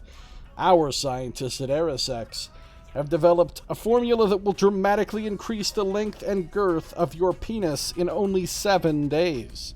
Join the thousands of other satisfied customers and order your kit today. I didn't believe it would work, but I was desperate. I only had a week to get my penis big. Like, what is that scenario? How does that work? Like, and a man only has 1 week to get his penis big, or he is doomed. Is it like the mob is like, all right, you owe us some big dick action, and if you don't get your dick big in a week, we're gonna break your legs, man. And I knew Mr. Stud wouldn't cut it. Fortunately, Erisex did the trick, and I've still got the nail marks on my back to prove it. Thanks, Erisex. Richard Towers, real customer. Verified penis growth. Order now while supplies last. This seems like a completely legitimate mail. I'm very sad there's not a link that I can click on. Alert, you've been attacked. This is another email, another spam mail that we saw before. Now I could browse some websites, but I'm not going to do that right now. I will probably browse the websites and read everything on them in a later episode. But for now, it would just take too long. Also got some clothes hanging here in the... A lot of clothes I can take from my closet. I can never put clothes back on here, though. That's it. That's a one-time deal. But here's my stash. Now, there are a variety of unique weapons, unique iconic weapons that can go in these slots on the walls. Like, each one of these slots is for a very specific weapon in the game, if you happen to find those specific weapons. You can display them on these things. Other than that, you can simply open your stash and stash anything you want. Now, there's already some stuff in here because I've got...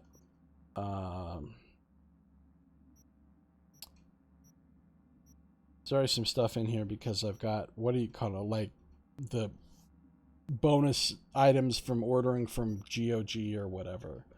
Wolf School t-shirt, Wolf School jacket, Galaxy t-shirt. Here's a black unicorn katana. The razor-like blade is as merciless as death itself. The guard is fashioned from premium materials and the handle is crafted so exquisitely it belongs in a museum. Most importantly, it remains light and nimble to wield because it was forged DRM free. It's a fucking GOG promotional thing, basically. I'm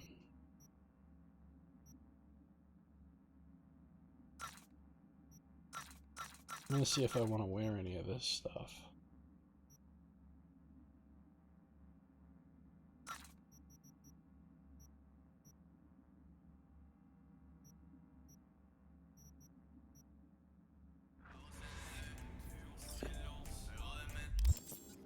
Go to bed.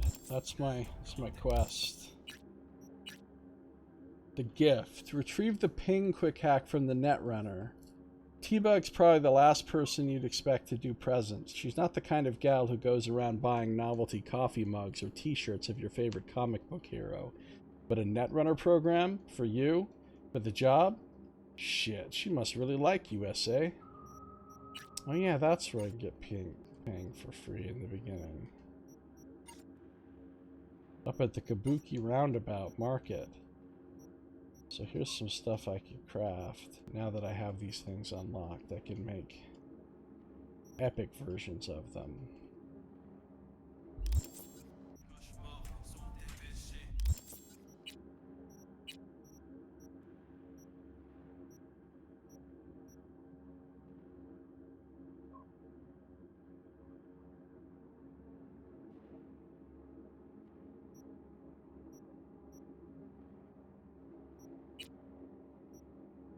Do I want to wear a reinforced baseball cap, begging to get stained?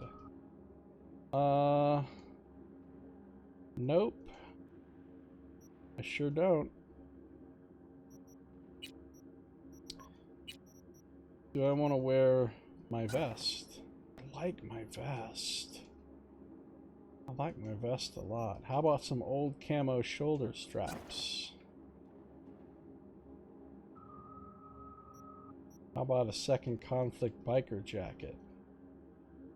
Don't wear this if you haven't listened to the album at least 50 times. That's an album by Kerry Eurodyne, who's a famous rocker boy in this setting, and he's a character that we'll learn more about later on. That's from the album cover. I do like the second conflict jacket, and here's the Wolf School jacket, because the world in 2077 could still use a monster hunter, obviously. It's a Witcher reference. Right, you can clearly see the Witcher. It's a pretty dope looking jacket is the thing. Look at all these shirts. Well, if I want to look at the shirts, I gotta take the jacket off. Galaxy t-shirt, find your place among the stars. That's the GOG Galaxy logo. We're not gonna wear a GOG t-shirt. But see, there's a Wolf School shirt too. That's a sick shirt. I would actually like to have this, I would wear this shirt in real life. That's a cool looking shirt.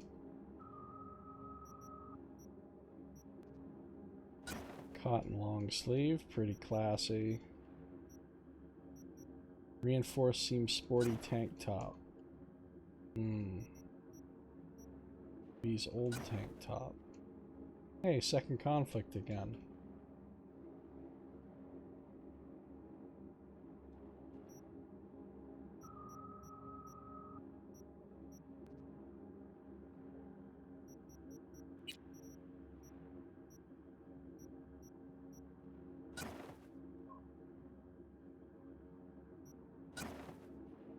The Wolf School jacket's a cool looking jacket, but I don't think I can run around with a Witcher branded jacket, honestly.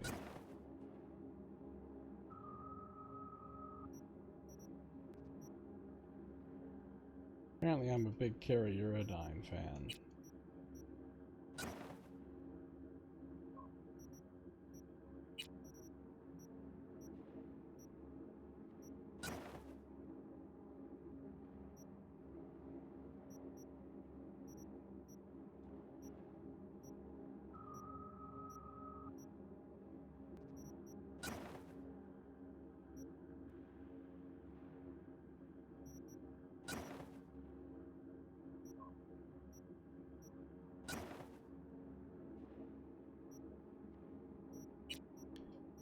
How about some N54 athletic shorts? See, now those just look silly with this. Nomad pants. Put the Nomad pants back on. Taken from the last transport the backers jumped, remember? Leather ankle boots with composite inserts. Don't need to look good alone. It's what you pair with them that matters. Nomad boots.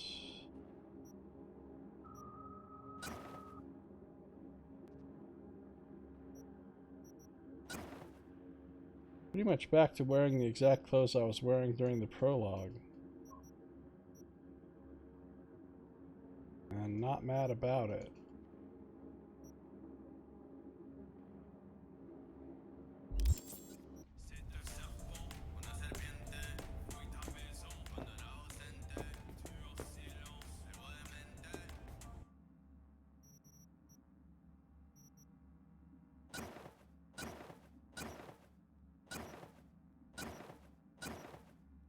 Saving all the clothes. Because I'm a goddamn maniac.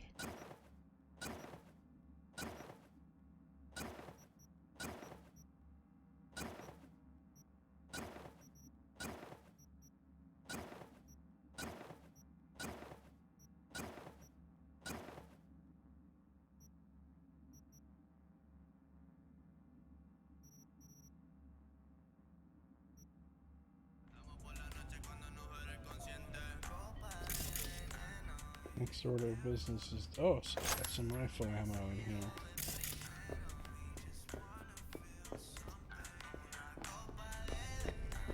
Now there's a drop box right out here. Oh, I can't go out here yet until after I go to bed. Okay. It's a place where I can sell some stuff right out there.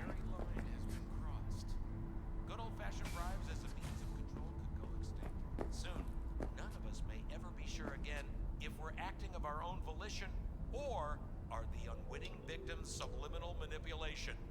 Puppets. Has it really come to this? Night City? I don't remember hearing Stan say that on the radio before. That was our man Stan.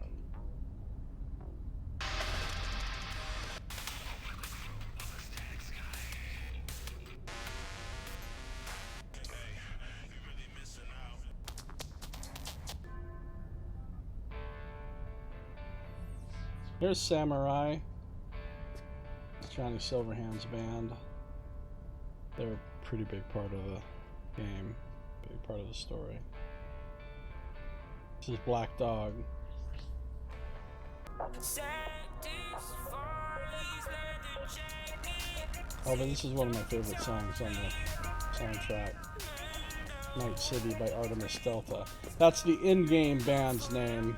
That's not the name of the real artist. I don't actually know the names of most of the real artists. I just know the names of the fake artists from the game world that allegedly did these songs.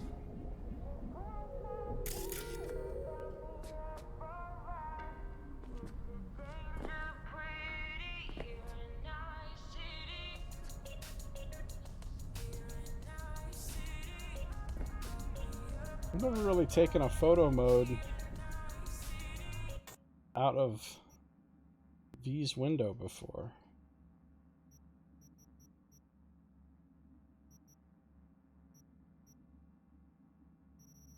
I like number 9. Number 7's black and white, which is kind of cool. Number 9 just kind of like dials up the colors to look really dope.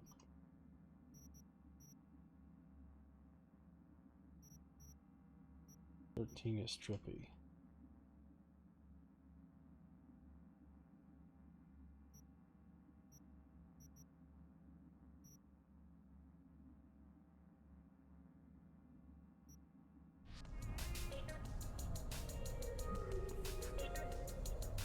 Alright, I guess it's time to go to bed. Can I call anybody?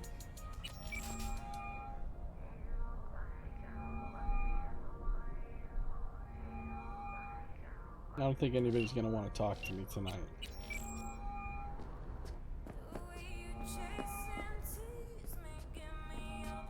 Just check and see if I got any messages too. No messages. There's all the shards I found so far. Only like 8. I found like 800 in my other playthrough. And there's the database. Oh yeah, I'm gonna have to read all these things too. But I'm not gonna read them yet. Not now. I will read them all out though. I'm about to end, probably, so Let's do the sleep thing.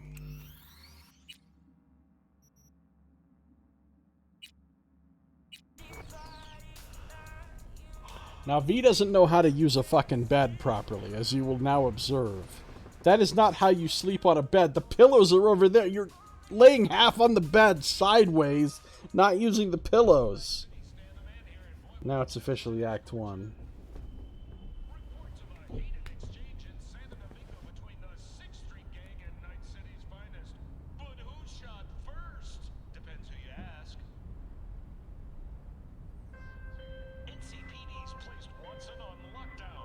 Oh, V!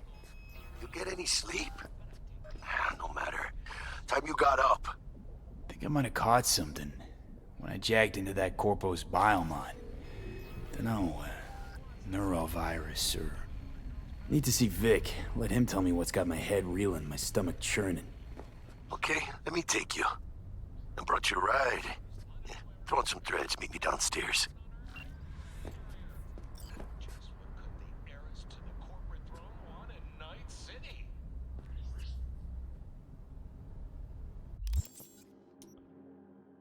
If you're on the hunt for Chrome, you won't find a better ripper than Victor. Well, alright, maybe you could, but you sure as hell can't afford them, S.A. Not like Vic can afford you either, but you're lucky he's got a soft spot. Says you've got a good heart, like him. But before we pay old Vic a visit, we gotta decide what comes next. Alright, I like Vic. He's a great guy.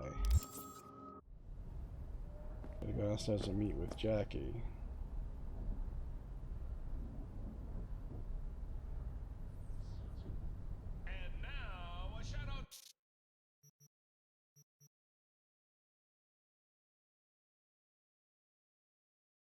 That's what it looks like in the daytime.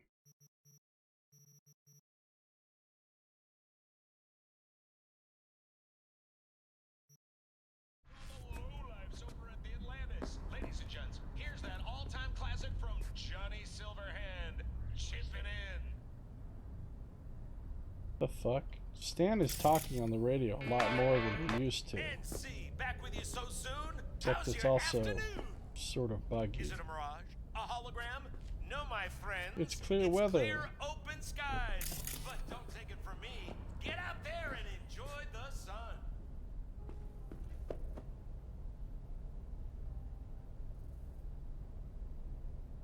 So things to eventually do in one of our upcoming episodes is read all the websites and read all the database things. I mean, I'm not gonna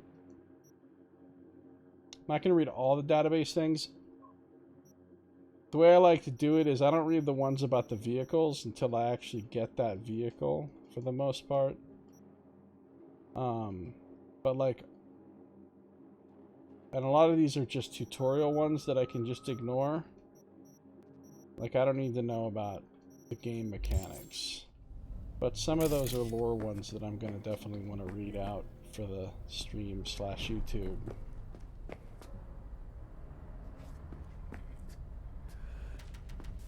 But let's go ahead and hit up the, oh, Hey, Regina V. Jones. She's the Regina local Jones fixer. here. If you're looking for work in Watson, give me a call. How'd you find me? How'd you even know my name? I know where to gather my intel. Could even call me a collector. Later, V. So now she's one of our contacts. This is where your messages, like your texts from people, will appear, and you'll end up with lots of these from lots of characters. Hey V, Regina Jones here. I heard you're looking for work in Watson. Just so happens I'm one of its main employers. If you don't want to waste those talents of yours, check the gigs I sent you.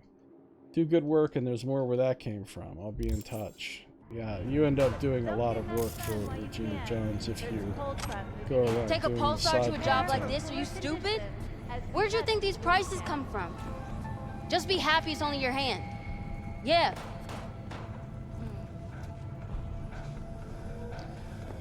These drop boxes are the most convenient place to sell stuff. So I'm gonna sell these extra pistols. And can I break that black unicorn down?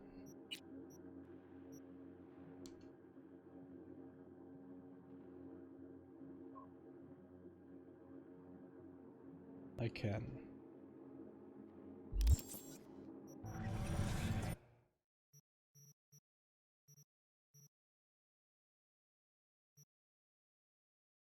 I'm gonna sell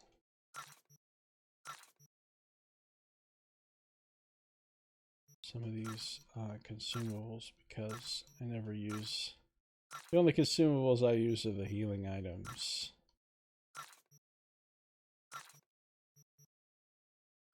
I don't use the regular food and drink because they're honestly practically useless.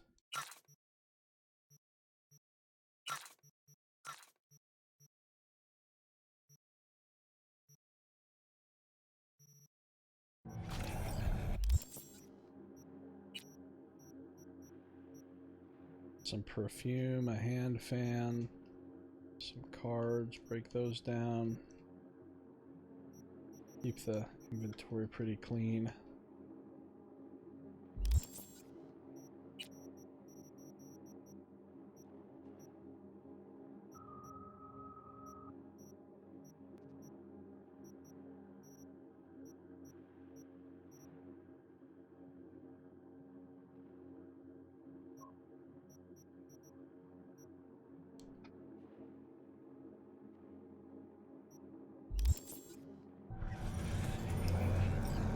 Alright, now that I've done those basic...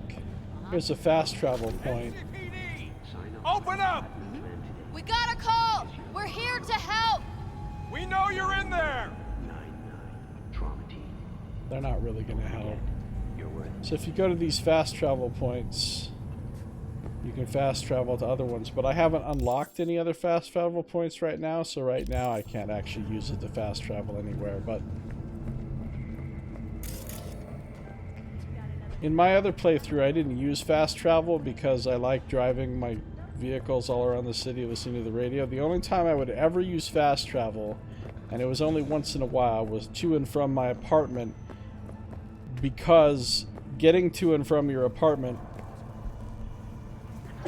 excuse me, is a little bit of a pain because you have to go through the whole mega building and wait and take this slow elevator up or down to get here. So what I would do is I would, like, you know, if I was like way over here somewhere and I wanted to get back to my apartment, I wouldn't just fast travel from here directly to this terminal to my apartment. What I would do is I would fast travel to, like, or I would drive to somewhere else, like right up by here, and then fast travel just from the local area to my apartment itself, so I didn't have to deal with going through the building and waiting on the elevator and stuff. But I didn't actually fast travel to get around town because I love driving through town and listening to the radio and looking at the scenery too much. Alright, I don't really have any reason to go fucking around right now, so there's a fast travel to this spot right outside your apartment. Yeah, there's a fast travel to right here. And your apartment's right here. So yes, there is basically a fast travel directly to your apartment.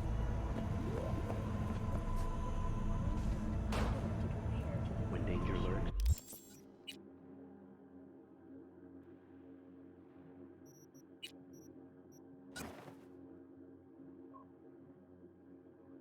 Rode the elevator every time.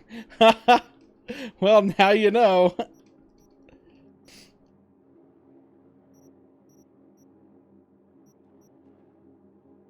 Now you know. The DPS on my weapons is so low. My hammer on my other character's got like 2200 something DPS. These things are like 50, 60. 32 armor. My other character has like 5,000 armor or something. It's ridiculous. So your power level grows considerably if you go around and do everything and max out your level and max out your gear and max out your everything.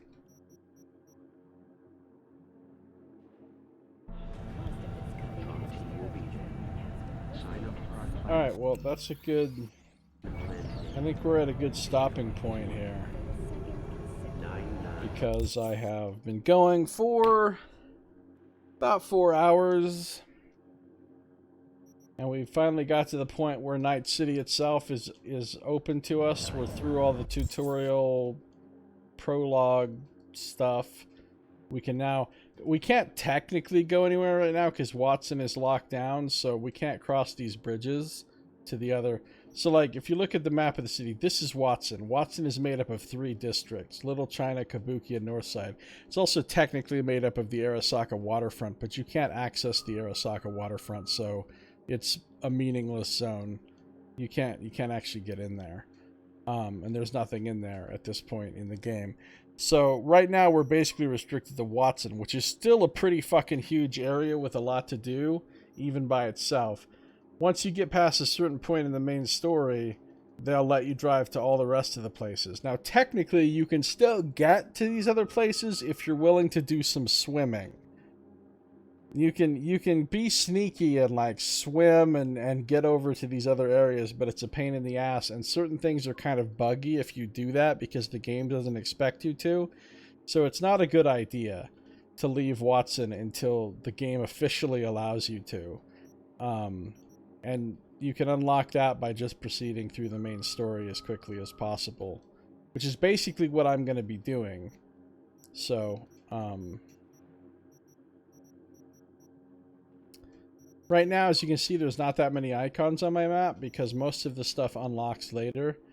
Eventually, my map will be completely fucking covered with icons for different types of things that I can do on the map. Right now, there's hardly anything, but there's going to be lots of shit. It's based on what main story missions you've done and also your street cred level. Your street cred level has to go up to unlock a lot of the stuff for you.